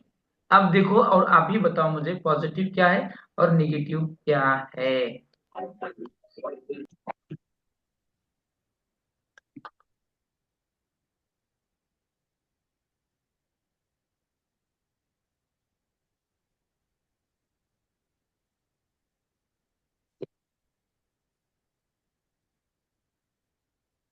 चलो पॉजिटिव आंसर है कि क्या है, क्वेश्चन क्या है, पॉजिटिव है कि नेगेटिव है, बताओ। चुप नहीं रहना है, आपको समझ में आना है, आपको पढ़ा रहा हूं मैं। सबसे पहला ये जो क्वेश्चन है वो किस तरह का क्वेश्चन है, बस प्लस है कि माइनस है? माइनस। माइनस है, यानी निगेटिव है। Yes sir. जी सर। पॉजिटिव है। क्या है, पॉजिटिव है कि नहीं? पॉजिटिव है। पॉजिटिव है। पॉजिटिव है। पॉजिटिव है। Positive sir. ठीक है, मैं पढ़ता हूं और आप फिर देखेंगे क्या पॉजिटिव है कि नेगेटिव। ठीक है, अब देखो बच्चों की गलतियां एवं भ्रांतियां या भ्रांत धारणाएं, बच्चों की गलतियां एवं भ्रांत धारणाएं। बच्चे जब गलतियां करते हैं और मिसकंसेप्ट वो लेते हैं, तो वो सही है कि गलत है पूछा है, तो सही है या गलत है ये पूछा है, या फिर इतना ही टाइटल दिया है कि बच्चों की गलतियां एवं उनका जो कंसेप्ट क्रिएशन है या फिर कंसेप्ट को हम समझते हैं तो वो कैसा है, ऐसे पूछा है। तो ये जो क्वेश्चन है सबसे पहले ये पॉजिटिव है, ये निगेटिव नहीं है। बच्चों की गलतियां, अब देखो ये अगर प्लस है तो यहाँ पर 3 निगेटिव होना है और एक ही पॉजिटिव होना है, और जो हमारा पॉजिटिव होगा वही आंसर यहाँ पर होगा। सही है गलत है? अब मैंने जो एक्सप्लेन किया सही है गलत है, समझ में आया यहाँ तक कि हमें सही है। ये क्वेश्चन पॉजिटिव है तो ये के यस ही सर। पॉजिटिव रहेगा और एक ही आंसर निकालना, या फिर 3 पॉजिटिव रहेंगे एक निगेटिव रहेगा, और जो निगेटिव रहेगा एक ही अगर रहा तो वो भी इसका आंसर हो सकता है। तो हमें अभी देखा नहीं कि कौन कितने पॉजिटिव है कितने निगेटिव है, तो ये आपके सामने मैंने पहले पॉजिटिव निगेटिव रख दिया, हमें पता तो चला कि ये क्वेश्चन क्या है, ये क्वेश्चन है पॉजिटिव। अब देखेंगे क्वेश्चन को, पढ़ेंगे ऑप्शन को। शिक्षण अधिगम प्रक्रिया के लिए रुकावट एवं विघ्न है, ये गलतियां बच्चा एरर करता है तो वो एरर जो है वो हमारे टीचिंग लर्निंग में वो एक रुकावट है, वो विघ्न है। बराबर है, वे विघ्न है रुकावट है, ये बराबर है, लेकिन हम पढ़ा रहे हैं किसके लिए और कौन सी सिस्टम वाला चल रहा है एजुकेशन? ये एजुकेशन है वो है स्टूडेंट सेंटर्ड, स्टूडेंट सेंटर यानी स्टूडेंट के पढ़ाने के लिए। अगर स्टूडेंट को कोई रुकावट आती है, कोई गलत हो रहा है, क्योंकि उसको हम समझा रहे हैं, तो समझा रहे हैं तो उसको समझने वाला ही नहीं है, वो गलतियां ही करेगा, वो गलतियां ही करेगा, तो वो विघ्न है क्या फिर? बच्चा अगर गलतियां करेगा तो तुम्हारा क्या काम है, तुम्हारा काम क्या है, तुम्हारा क्या काम है? तो फिर अगर वो गलतियां नहीं करता तुमको क्यों रखते? तो ये हो गया निगेटिव, बराबर। शिक्षण अधिगम प्रक्रिया के लिए रुकावट एवं विघ्न है, ये गलत है, क्योंकि ये हो नहीं सकता, उसको हमें एक्सेप्ट करना है। शिक्षण अधिगम प्रक्रिया में अनदेखी करनी चाहिए, ये भी निगेटिव है, अनदेखी नहीं करनी है, क्योंकि वो कहाँ गलत हो रहा है, किस तरह से गलत हो रहा है, वो हमें पहचानना है और उसको दूर करना है, तो ये भी निगेटिव है।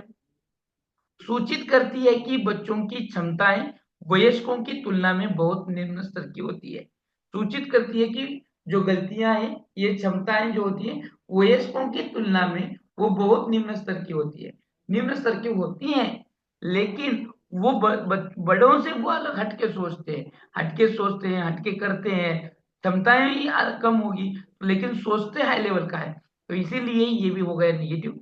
अब हमें देखना है बचा हुआ क्या है।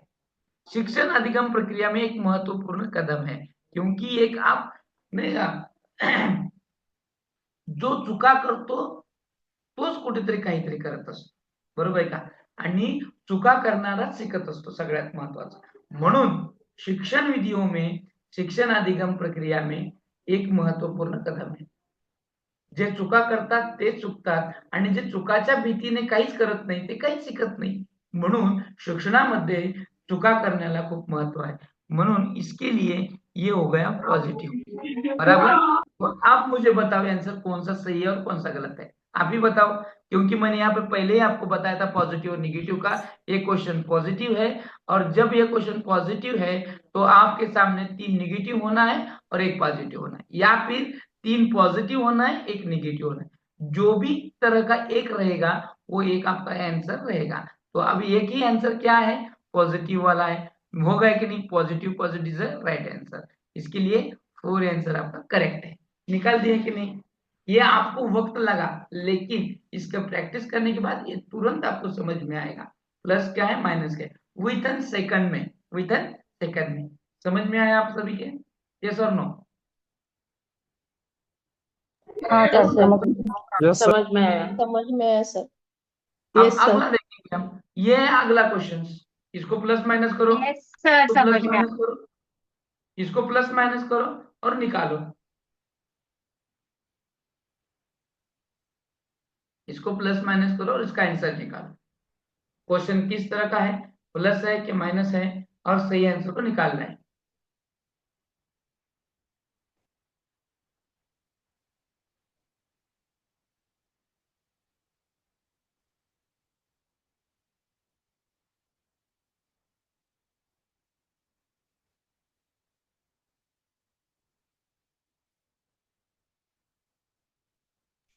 C sir.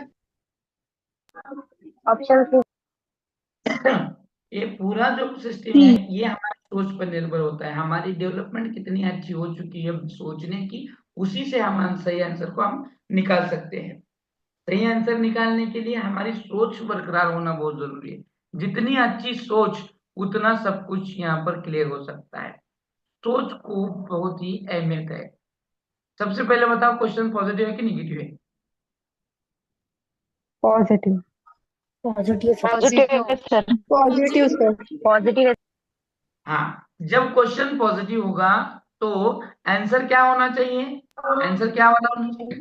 पॉजिटिव रहना। हाँ, पॉजिटिव। इसका मतलब कितने निगेटिव ऑप्शन होंगे, ऑप्शन कितने निगेटिव होंगे? 3 ऑप्शन नेगेटिव करेक्ट, होंगे। 3 ऑप्शन पॉजिटिव। निगेटिव होंगे, ये एक पॉजिटिव होगा, जो ये होगा पॉजिटिव। वही हमारा पहला आंसर। डी। डी आपको नेगेटिव। लग रहा है कि ये लग रहा है आंसर, लग रहा है कि सही आंसर लग रहा है? ए रॉन्ग है, डी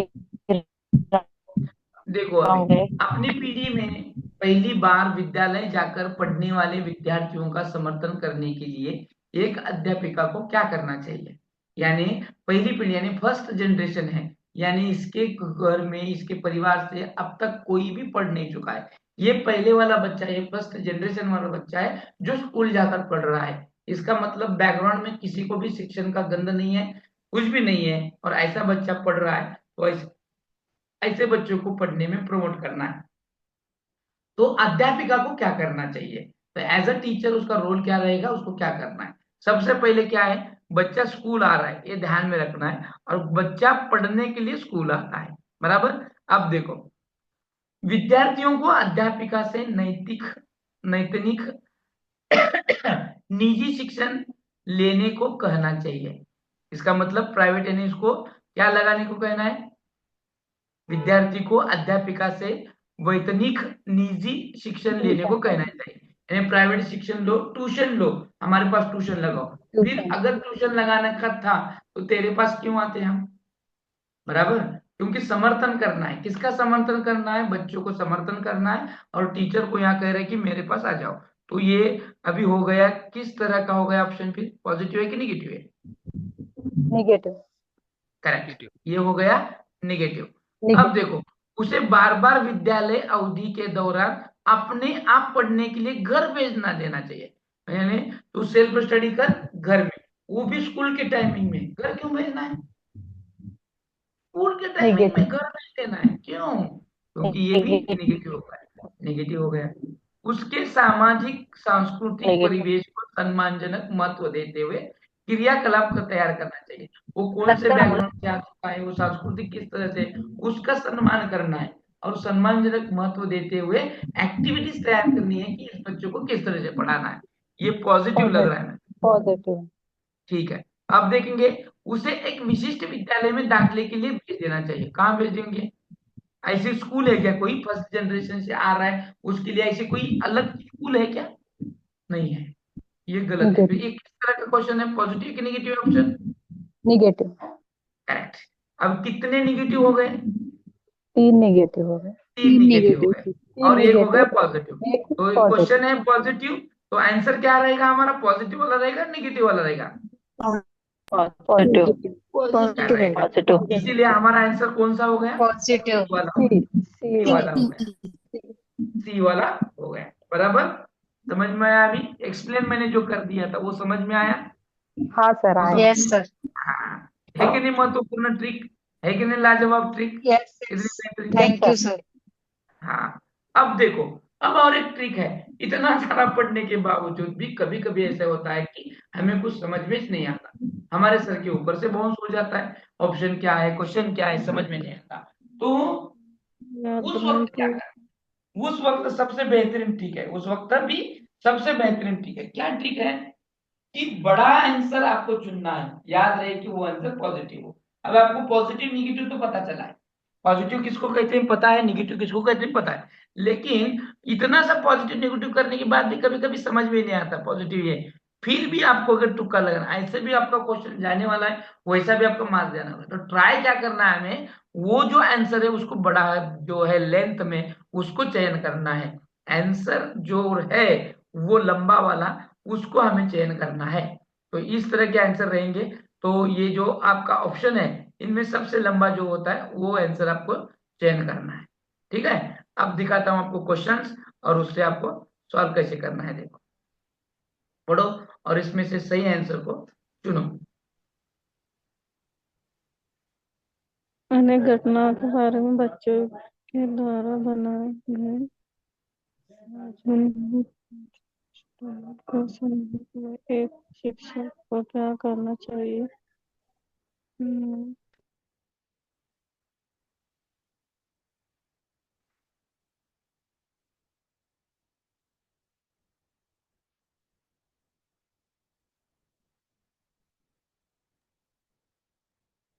सी है सर, सी।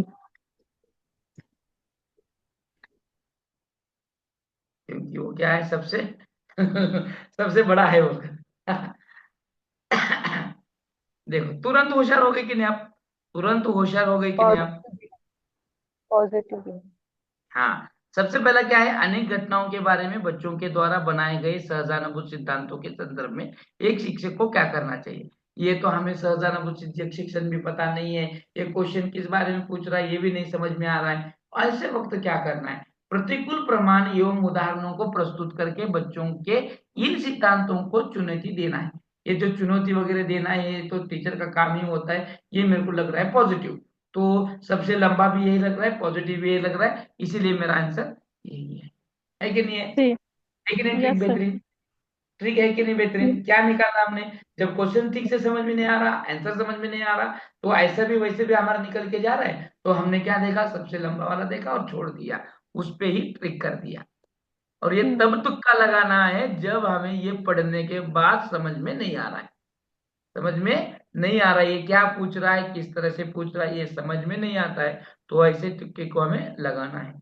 हर बार ये तुक्का चलता है ऐसे नहीं, लेकिन ये तुक्का चलेगा, लेकिन जब चलेगा जब इसका आंसर हमें पता नहीं होता है। ठीक है, अब ये बोर्ड पे लिखना बंद करो। अब देखो तीसरी वाली ट्रिक। अभी कभी कभी क्या आता है, ऊपर युक्त से सभी, ऊपर या दोनों विकल्पों में से, जैसे ऑप्शन को आपको चुनना है। एक मिनट, हाँ, 1 मिनट प्लीज।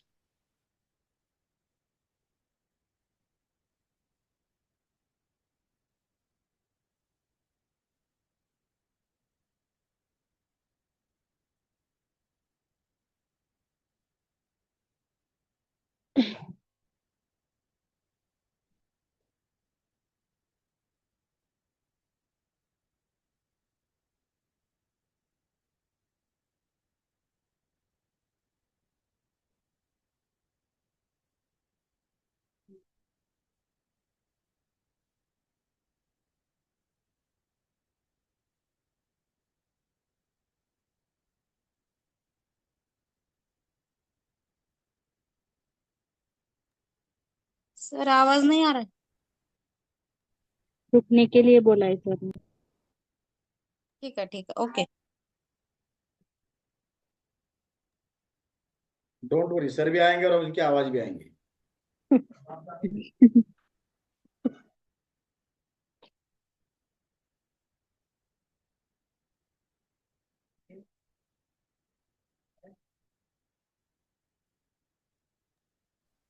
हाँ, आ रही है आवाज अभी? मैंने आवाज बंद करने के पहले कहा था 1 मिनट लूंगा आपसे। समझ में आ रहा है क्या आ आपको? रही आ रही यस सर। सर। आपको कैसे लग रहा है? ये इम्पोर्टेंट लग रहा है कि क्या? नहीं सर, कुछ इम्पोर्टेंट नहीं है, ऐसे कुछ लग रहा है क्या? बहुत इम्पोर्टेंट है सर। बहुत इम्पोर्टेंट है सर। लग तो रहा है कि नहीं? क्या ऐसा है क्या? नहीं कुछ नहीं सर, ऐसा है वैसा है, ऐसा कुछ लग रहा है? ऐसा है बहुत तो बोलो, अच्छा मैं यहाँ सर, पे। बहुत अच्छी ट्रिक्स है आपकी। नहीं तो ऐसा लगने वाला है तो मैं यहाँ पर रुकता हूँ, तो ज्यादा वक्त लेने में भी कोई। आपको अगर इंटरेस्ट लग रहा है तभी उसको आगे बढ़ाऊंगा मैं, तब तक नहीं बढ़ाऊंगा। सर बहुत अच्छा लग रहा है आपसे, बताइए ना आगे की ट्रिक्स। थोड़ा सा कॉन्फिडेंस भी आ रहा है सर। हाँ, वही तो जरूरी है ना, हम वही तो चाहते हैं कि आपका कॉन्फिडेंस बढ़े, आपको समझ में आए, और आगे की भी जानकारी, बहुत आगे तो बहुत बहुत इंटरेस्टिंग है। और ये अगर आप जुड़े रहेंगे तभी समझ में आएगा। बहुत सारे बच्चे इधर उधर हो रहे हैं, कुछ समझ में नहीं आ रहा मेरे को भी। तो ऐसे न हो कि अब मैं क्या बता रहा हूँ वो न समझ में आए। इसलिए मैं बार बार आपसे पूछ रहा हूँ कि आपको समझ में आ रहा है कि नहीं आ रहा? आ रहा है, ठीक जी है। हाँ सर, आ रहा है। Okay yes okay sir. Okay. चलो अभी हम देखेंगे तीसरी वाली ट्रिक। ये जो ट्रिक बताती है ये जो है, कभी कभी क्वेश्चंस हम पढ़ते हैं और पढ़ने के बाद कंफ्यूज हो जाते हैं कि लगता है कि सर ये भी वाला सही है, ये भी वाला सही है, ये भी वाला सही है, तो मैं इसको क्या करूं?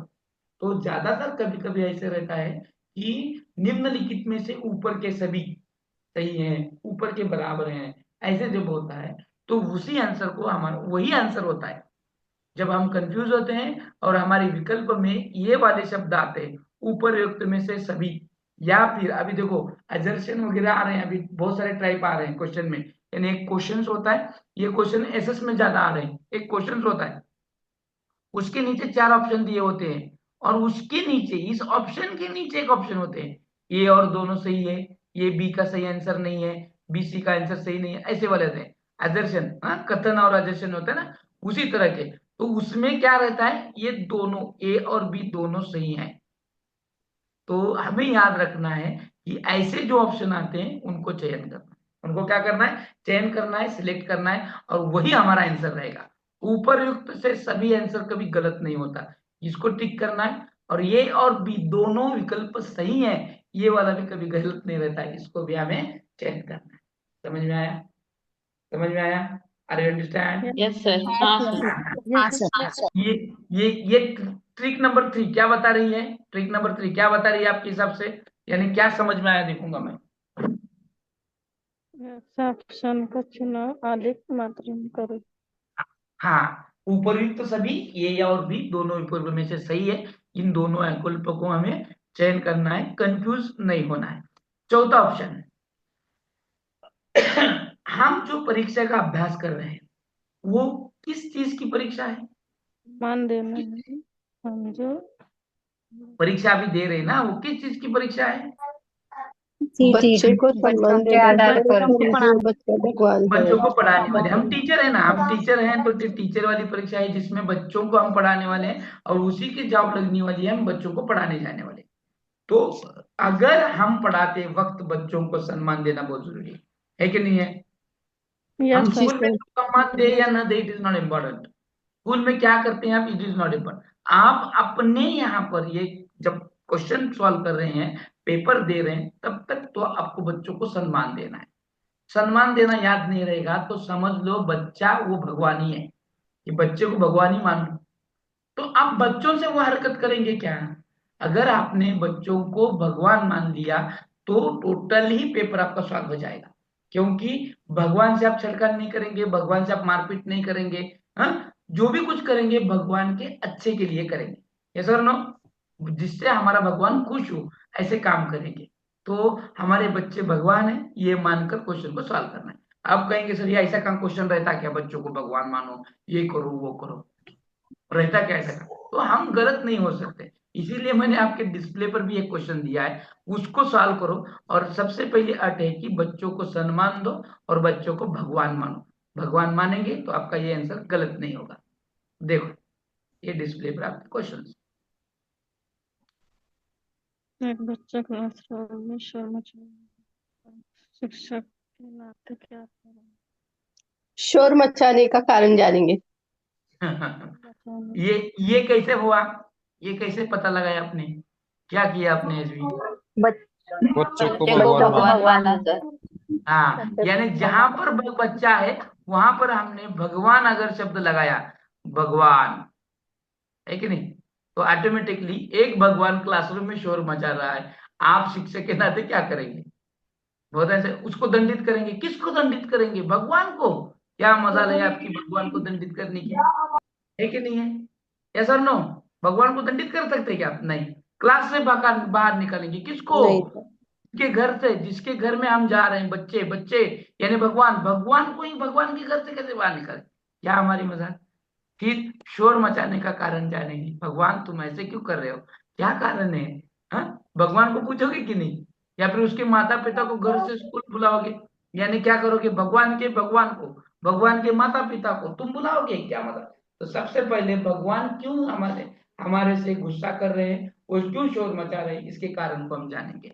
आया कि नहीं ट्रिक बराबर काम में? आया कि नहीं? कभी कभी हम कंफ्यूज हो जाते हैं, या ये सही है हाँ वो सही है। कभी कभी हमें लगता है कि भगवान को माता पिता उसके माता पिता को स्कूल बुलाएंगे, ऐसा वाला कभी कभी हमें लगता है ये सही है सर। कभी कभी लगता है ये सही है, कभी कभी तो ये भी लगता है कि उसको दंडित करेंगे सर, इतना शोर मचा रहा है। तो सबसे पहले हम एक्चुअल स्कूल में भी जाते हैं तो यही काम करते हैं, बच्चे शोर मचाते हैं तो हम उसको कूटते हैं, पीटते हैं, ऐसा ना। लेकिन हमें वहां पर वो करना नहीं है। हमें क्या करना है? तो उसके कारण शोर मचाने का कारण देखना है, क्योंकि स्टूडेंट सेंटर एजुकेशन को हम पढ़ा रहे हैं, स्टूडेंट को बेस मान रहे हैं, तो हमारा फर्ज है कि बच्चों को हमें यहाँ पर ये करना जरूरी है। यस और नो? समझ में आया? तो सही यस आंसर है सर। यस शोर सर। मचाने का कारण। जी। समझ में आया? यस कैसे सर। लगी? Yes sir. ये ट्रिक कैसी लगी? अच्छी लगी कि नहीं लगी? जी सर। बहुत अच्छी अच्छी। लगी। सर अच्छी लगी।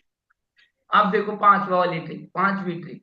अगर आपको प्रश्न का सही उत्तर नहीं पता है या फिर नहीं आ रहा है तो देखें कि कौन सा ऑप्शन नहीं हो सकता है। अब यहाँ क्या है, दिमाग को थोड़ा जोर देना है, दिमाग को थोड़ा अगर काम आपको लगा के प्रश्न काम का निकाल। सही उत्तर नहीं पता नहीं या हो नहीं आ रहा है ये तो कौन सा ऑप्शन सर नहीं हो सकता? हुआ पढ़ने का आपका, मैं एक्सप्लेन करूं? प्रश्न का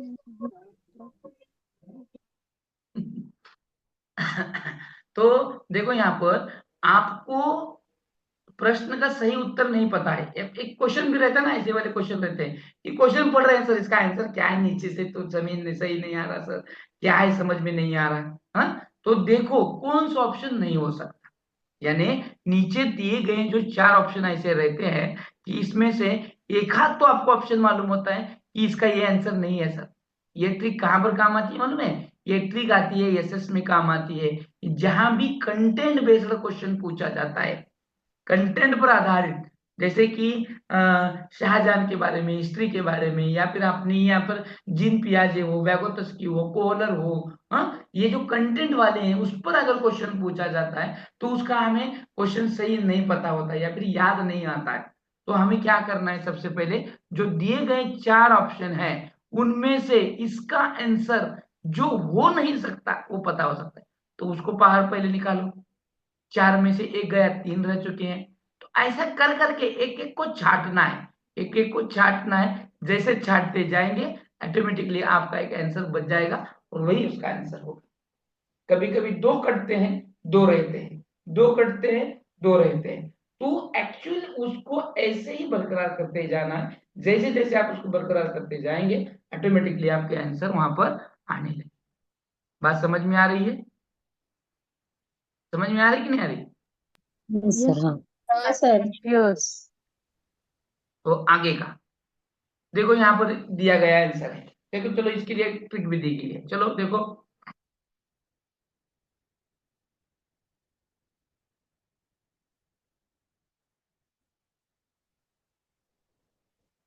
और बताओ।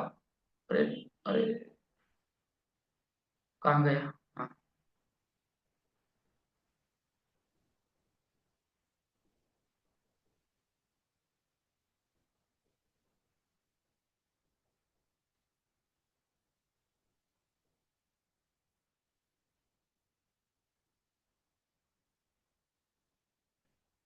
आ रहा है कि नहीं आ रहा है? हाँ, ये तो ऐसे वाले अगर रहेंगे तो ऐसे वाले क्वेश्चन को जब हमें सॉल्व करना है तो यहाँ पर भी ट्रिक लगानी है। ये जीन पियाजे हो, व्यागोत्स्की हो, हाँ, कोहलबर्ग हो, इनके क्वेश्चन हमें दिमाग की दही बत्ती एक कर देते हैं, हमें टेंशन में डाल देते हैं, हमसे वो करवा लेते हैं जो हम करना नहीं चाहते। यस और नो? हाँ हाँ सर। सर। Yes sir.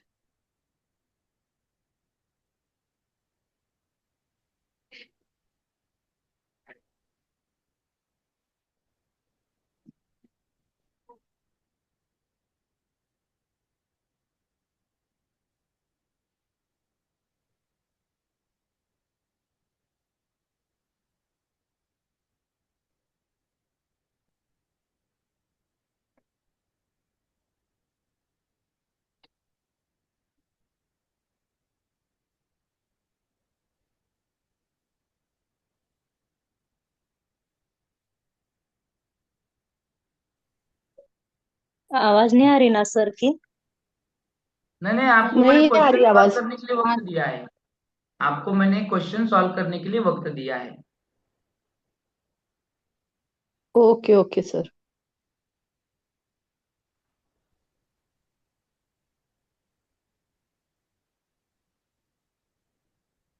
आया क्वेश्चन का आंसर? आया? सबको आया? अब यहाँ पर वो देखना है कि मान लो कि हमें हमारे से क्वेश्चन का आंसर नहीं आ रहा है, हाँ, सर आपकी वॉइस क्लियर नहीं है। अब आ रही क्या? यस सर अभी क्लियर है।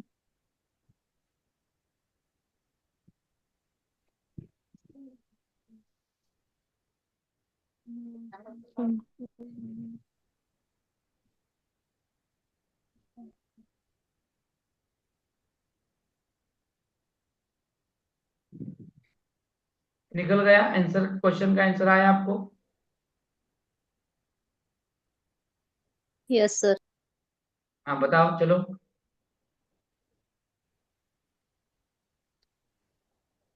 बी आता है आया सर, तो बताओ। पूर्व संक्रियात्मक। बी। ए आएगा। प्री सबको ऑपरेशन। आ रहा है क्या? सही बताने का है, सबको आ रहा है? ए टू जेड बच्चों को आ रहा है क्या? इसका आंसर आ रहा है? सर मेरे को आ रहा है, ए टू जेड बच्चों को। नहीं सर। नहीं सर। हाँ, ये नहीं सर। इम्पोर्टेंट। नहीं कितने सर। बच्चों को आ रहा है, कितने सर जंबल हो रहा है, इम्पोर्टेंट। कौन सा आंसर सही है? फिर तो होते सर। हाँ फैमिली। जमलिंग हो रहा है सर। कंफ्यूज हो रहा है सर बी और सी में। करेक्ट, यही तो चाहता हूं मैं। ये इसीलिए तो ट्रिक लगानी है, इसीलिए तो क्या लगानी है, ट्रिक लगानी है। कभी कभी क्या होता है कि सर क्या ये है कि ये यही नहीं समझ में आता ना, तो अभी मैं पहले क्वेश्चन पढ़ता हूँ, पढ़ने के बाद नीचे का एक्सप्लेन करता हूँ और उसको तुक्का लगाना कैसा है वो बताता हूँ, इसके सही आंसर को कैसे निकालना है वो यहाँ पर मैं बताता हूँ। देखो, आर यू रेडी? तैयार हैं आप सभी? कैसा यस महसूस हो रहा सर। है? Yes sir. यस कैसा महसूस यस हो? सर। अब इसके आंसर की जरूरत है, ऐसा लग रहा है कि नहीं लग रहा? अब इसके आंसर बताने की जरूरत है, ऐसा लग रहा है कि नहीं लग रहा? Yes sir. इंपॉर्टेंट लग रहा है हाँ कि नहीं सर, लग रहा? कितनी लग रहा ऐसे है सर। इंपॉर्टेंट नहीं है? लग रहा है। नहीं सर, कुछ जरूरत नहीं है, अभी इसकी जरूरत नहीं है, ऐसा लग रहा है क्या? नो लग नहीं रहा नहीं है? सर। नहीं सर। नहीं। नहीं सर, जरूरत है सर, आप बताइए। नहीं नहीं, वो बताऊंगा मैं। आपको ये लग रहा है कि इस क्वेश्चन की आंसर की जरूरत है कि नहीं है? है कि नहीं है? है। है है तो सर, अभी, जरूरत है। हाँ, और ये क्वेश्चन जो है जीन पियाजे का है। जीन पियाजे, व्यागोत्स्की और Kohlberg, it is the most important, बहुत इंपॉर्टेंट है। कल हम देखने वाले इस टॉपिक को, तो हम गहराई से पढ़ने वाले हैं कि ये तीन लोग क्या कहना चाहते हैं। बराबर। अब हम क्या देख रहे हैं, हम फोकस किस पर कर रहे हैं? हम फोकस उस पर कर रहे हैं कि ये क्वेश्चन हमें समझ में नहीं आ रहा, कंफ्यूज हो रहा है। जो होशियार हैं, जिनको समझ में आया, उन्होंने सही आंसर दे दिया है। लेकिन अभी मुझे समझ में नहीं आ रहा है, सभी आम बच्चों को मैं यहाँ पर बताना चाहता हूँ। अब क्या बताना चाहता हूँ, देखो कि एक बालक को 20 भूरे रंग के लड़की ने लकड़ी के मन के और 2 सफेद रंग के लकड़ी के मन के दिए जाते हैं। देखो, कभी कभी नहीं समझ में आ रहा तो उस क्वेश्चन को बार बार पढ़ना है, समझ में आ जाए। एक बालक को 20 भूरे रंग के लकड़ी के मन के और 2 सफेद रंग के लकड़ी के मन के दिए जाते हैं। 20 और 2 दिए जा रहे हैं। यहाँ पर देखो उन्होंने ऐसा कंफ्यूज करके रखा है कि समझ में ही ना आए। बराबर, यहाँ पर 20 भूरे रंग के लकड़ी के मनके और 2 सफेद रंग के दिए गए। बालक से पूछा जाता है तुम्हारे पास लकड़ी के अधिक मनके हैं, यानी आपके पास सफेद रंग के लकड़ी के मनके हैं या भूरे रंग के अधिक मनके हैं, यानी कौन से रंग के अधिक मनके हैं? तो बालक कहता है भूरे रंग के मनके अधिक है, क्योंकि बराबर है, ये 20 की संख्या है, ये 2 की संख्या है, 2 से बड़ा 20 है। पियाजे के संज्ञानात्मक विकास सिद्धांत के अनुसार बालक कौन सी अवस्था में है? वाह, मैंने जीव पियाजे को समझा ही नहीं, तो मुझे वो समझ में कैसे आएगा कि वो कौन से इसमें है? फिर कभी कभी समझ में आता है, थोड़ा बहुत समझ में आता है, तो मैं वो बताना चाहता हूँ, मैं यहाँ पर ये आपको बताना चाहता हूँ कि इसका जब आंसर हमें नहीं पता होता है तो उसका सही आंसर किस तरह से निकालना, उसका सही आंसर किस तरह से निकालना है। अब हम देखेंगे संवेदीगामक अवस्था, पूर्व संक्रियात्मक अवस्था, मृत क्रियात्मक अवस्था और औपचारिक और अमृत क्रियात्मक अवस्था। अब इसमें से मेरे को 4 कुछ समझ में आ रहे हैं, कुछ नहीं भी आ रहे, तो मैंने अपनी ट्रिक क्या बता रही है यहाँ पर, ट्रिक ये बता रही है कि सबसे पहले देखो कि इसका आंसर ये नहीं हो सकता। अब मान लो मुझे मालूम नहीं इसका आंसर कौन सा है, लेकिन मुझे ये तो मालूम हो सकता है कि इसका आंसर ए नहीं हो सकता, तो देखेंगे ऐसा कौन सा है। यहाँ पर भूरा रंग है, भूरे रंग ने उसने पहचान लिया कि सबसे ज्यादा भूरे रंग के मनके हैं, तो ये आंसर इसका नहीं हो सकता, ये पायरी में नहीं हो सकता। तो ये दो यहाँ पर स्टेजेस सर आवाज कट रही है आपकी। अब आ रही क्या? अब आ रही?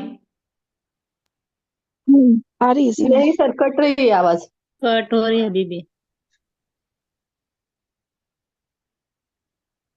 नेटवर्क इश्यू है, नेटवर्क इश्यू।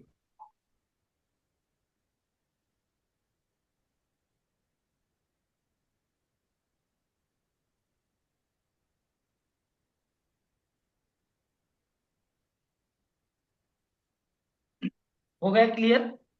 वाह, क्या डिजाइन बनाई है आपने स्क्रीन पर, बहुत बेहतरीन, माशाल्लाह, सत्कार करेंगे आपका। ओके, हटा दिया, वेरी नाइस।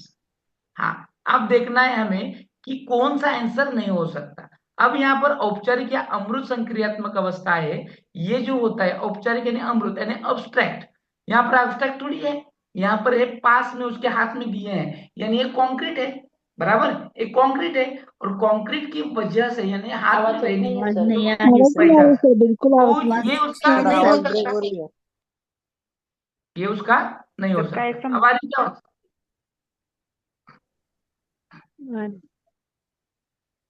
बी और सी में कंफ्यूज है बोल रहे थे। अब देखो ये अब आ रही ना आवाज, ये डी हो ही नहीं सकता, मैंने क्या किया, डी को हाँ निकाल दिया सर आ क्योंकि रही। औपचारिक है और अमृत है, इसको हम अब्स्ट्रैक्ट कहते हैं, अब्स्ट्रैक्ट लर्निंग का कुछ तो संबंध है भी नहीं इसमें, और इसमें अब्स्ट्रैक्ट इसका संबंध नहीं होने की वजह से हम यहाँ पर इसको नहीं करेंगे। यानी बचे कितने हैं? 3 बचे हैं, ऐसे कर करके एक एक तोड़ना है। अब यहाँ पर संवेदीगामक, यानी देखो इसकी अवस्था का अवधि तो पता होगा आपको, पहली इस अवधि क्या है, इसका अवधि क्या है? जन्म से 2 वर्ष। 2 से जन्म से 2। 2 से 7 है ना? 2 7 से से 7 11 से प्रौढ़ावस्था। 11 से प्रौढ़ावस्था बरोबर का? ऊपर। बराबर, सही है, सही है। हाँ, यस अब यहाँ यस पे सर। देखना है कि बच्चे के हाथ में लकड़ी के मनके हैं और एक बालक को दिया गया है और उसके हाथ में रहने की वजह से 20 ज्यादा है कि 2 ज्यादा है, इसको पूछ रहा है। अब ये कम ज्यादा नीचे ऊपर अंकों की पहचान ये कौन से क्लास में होती है? कौन से क्लास में होती है? कौन से क्लास में होती पहली। सर 2 से है? 7। बराबर, नहीं मैं क्या पूछ रहा हूँ, कौन से क्लास के बच्चे में होती है पूजा में, क्लास में होती है पूजा में? पहली दूसरी हाँ, सर ज्यादा एलकेजी पहली यूकेजी। यस, मुझे बताओ प्ले ग्रुप में ये पढ़ाया जाता है क्या? नहीं सर। नहीं, ये नर्सरी में पढ़ाया जाता है क्या? नहीं सर। हाँ, नहीं सर। तो बच्चा कौन से क्लास में पढ़ाया जाएगा फिर ये? एलकेजी फर्स्ट यूकेजी और फर्स्ट फर्स्ट में। फर्स्ट में सर। फर्स्ट में वेरी भी नाइस, पढ़ाते हैं। वेरी नाइस, फर्स्ट में पढ़ाया जाता है। फर्स्ट में बच्चा कितने साल का होता है? 7 साल 6 6 7 साल 6 6 से 7 6 7 साल का, 6 7 साल का होता है, क्योंकि उसके हाथ में जो दिया हुआ है उसको कहते हैं, यानी वास्तव में जो है उसको कहेंगे। और वास्तव में क्या है, उसके हाथ में 2 भूरे रंग के सफेद रंग के लकड़ी के मनके हैं और 20 भूरे रंग के लकड़ी के मनके हैं, यानी हाथ में है। इसका मतलब वो है कॉन्क्रीट, वास्तव। और वास्तव की जो स्टेज है 7 से 11, क्योंकि वो पहली कक्षा में, इसका आंसर ए रहे। ये मृत संवेदीगामक में तो ऐसे होता ही नहीं, क्योंकि 0 से 2 है, 0 से 2 में बच्चों को क्या समझ में आएगा, और 2 से 7 में नहीं हो सकता। ये नहीं हो सकता, ऐसे बोल के तोड़ो, ऑटोमेटिक बचेगा ए। खत्म हो गया। आया समझ में? आया समझ यस में? सर। किस तरह यस सर तोड़ना सीखो, तोड़ना सीखो। हम आदमी को तोड़ते हैं, आदमी को तोड़ना हमें आता है, लेकिन क्वेश्चन के आंसर को भी तोड़ना हमें आना चाहिए। और इसी तरह से इसके ऑप्शन को तोड़ना सीखो, ऑटोमेटिकली आपका आंसर आ जाएगा। अंडरस्टैंड? सर एक बार सर एक बार सर फिर से समझाइए, क्योंकि आपकी आवाज बीच में ब्रेक हो रही थी, तो जिसकी वजह से समझ में नहीं आया।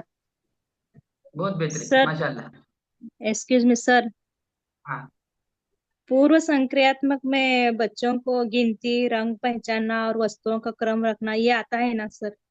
आता है ना, आता है। फिर आंसर मृत संक्रियात्मक हो रहा है। बराबर ना, ये कंक्रीट है, 2 हाथ में दिए हैं, इसीलिए वही है।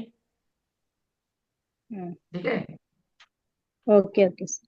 हाँ, वही आंसर है उसका। अब देखेंगे, अब ये जो ट्रिक है, ये ट्रिक को मैं क्या करता हूँ, थोड़ा बाजू में रखता हूँ। आज जितना हम पढ़ना चाहते थे उतना पढ़ चुके हैं। अब इसके आगे भी कुछ ट्रिक्स हैं, वो हम देखने वाले हैं। उसके पहले आज जिस मकसद से हम यहाँ पर रुके हुए हैं, आए हुए हैं, वो हमारे जमीन उल के जो ओनर्स हैं, सनाउल्लाह सर। मैं सनाउल्लाह सर से रिक्वेस्ट करूंगा कि उन्हें अपना माइक चालू करें। हाँ सर, चालू। हाँ, तो अपने यहाँ पर हम जो बताने वाले थे बच्चों को, अपना जो बिजनेस वगैरह है या फिर बीमारियां हैं, बच्चों को जो परेशानी आती हैं, हाँ, अब ट्रेस वगैरह आता है, तो इनके बारे में हमने कहा था आपको कि हम उनको बता देंगे कि किस तरह से ट्रेस को मैनेजमेंट करना है, किस तरह से हम जो अभी इतना सारा पढ़ चुके हैं तो कभी कभी जॉब भी हासिल नहीं होती है, तो इस वक्त क्या और कैसे करना है, इसके बारे में हम वेदू वेलनेस कंपनी के जो ओनर्स हैं, इनका आज हमने इसमें ही सेमिनार रखा है। बच्चों को हम उनको भी इंट्रोड्यूस करा देंगे और उसके बाद बाकी का हम लगातार कंटिन्यू करते रहेंगे। ठीक है, तो इस कंपनी के ओनर, एमडी, इस सेमिनार में अभी तुरंत ज्वाइन हो चुके हैं। तो विनकरे सर आयत का सर, हाँ, हेलो, सनाउल्लाह सर। नमस्ते। हाँ सर, विनकर, नमस्कार सर। सनाउल्लाह सर, जी आप सर। तमाम मेहमानों का आप थोड़ा इस्तकबाल करें, हाँ और फिर उसके बाद मैं विनकरे सर को गुजारिश करता हूँ कि सर का इंट्रोडक्शन करें। सबसे पहला सनाउल्लाह सर, आप आए हुए मेहमानों का इस्तकबाल करेंगे। हेलो। आज सनाउल्लाह सर। यहाँ पर हमारे, हाँ सर, आ रही आवाज मेरी? हाँ, आ रही है। Yes sir. Hello. Yes sir, आ रही है आ रही है। हाँ सर, आज हम जो जमीयत उलमा हिंद की तरफ से बच्चों के सीटेट एग्जाम के किस तरह क्वालिफाई करना है, उनकी मोटिवेशन का प्रोग्राम था। साथ में बच्चों को और भी जो दीगर बिजनेस का भी थोड़ा सा नॉलेज होना चाहिए, वो साइड में कुछ ना कुछ करे और टेक्नोलॉजी के साथ हम चलते रहे। आज बहुत से टेक्नोलॉजी काम कर रही है, तो हम घर बैठे बहुत से कुछ काम कर सकते हैं। तो आज हमारे दरमियान दिनकरे सर हैं और तैयब शेख सर हैं, और पूना से हमारे जो सर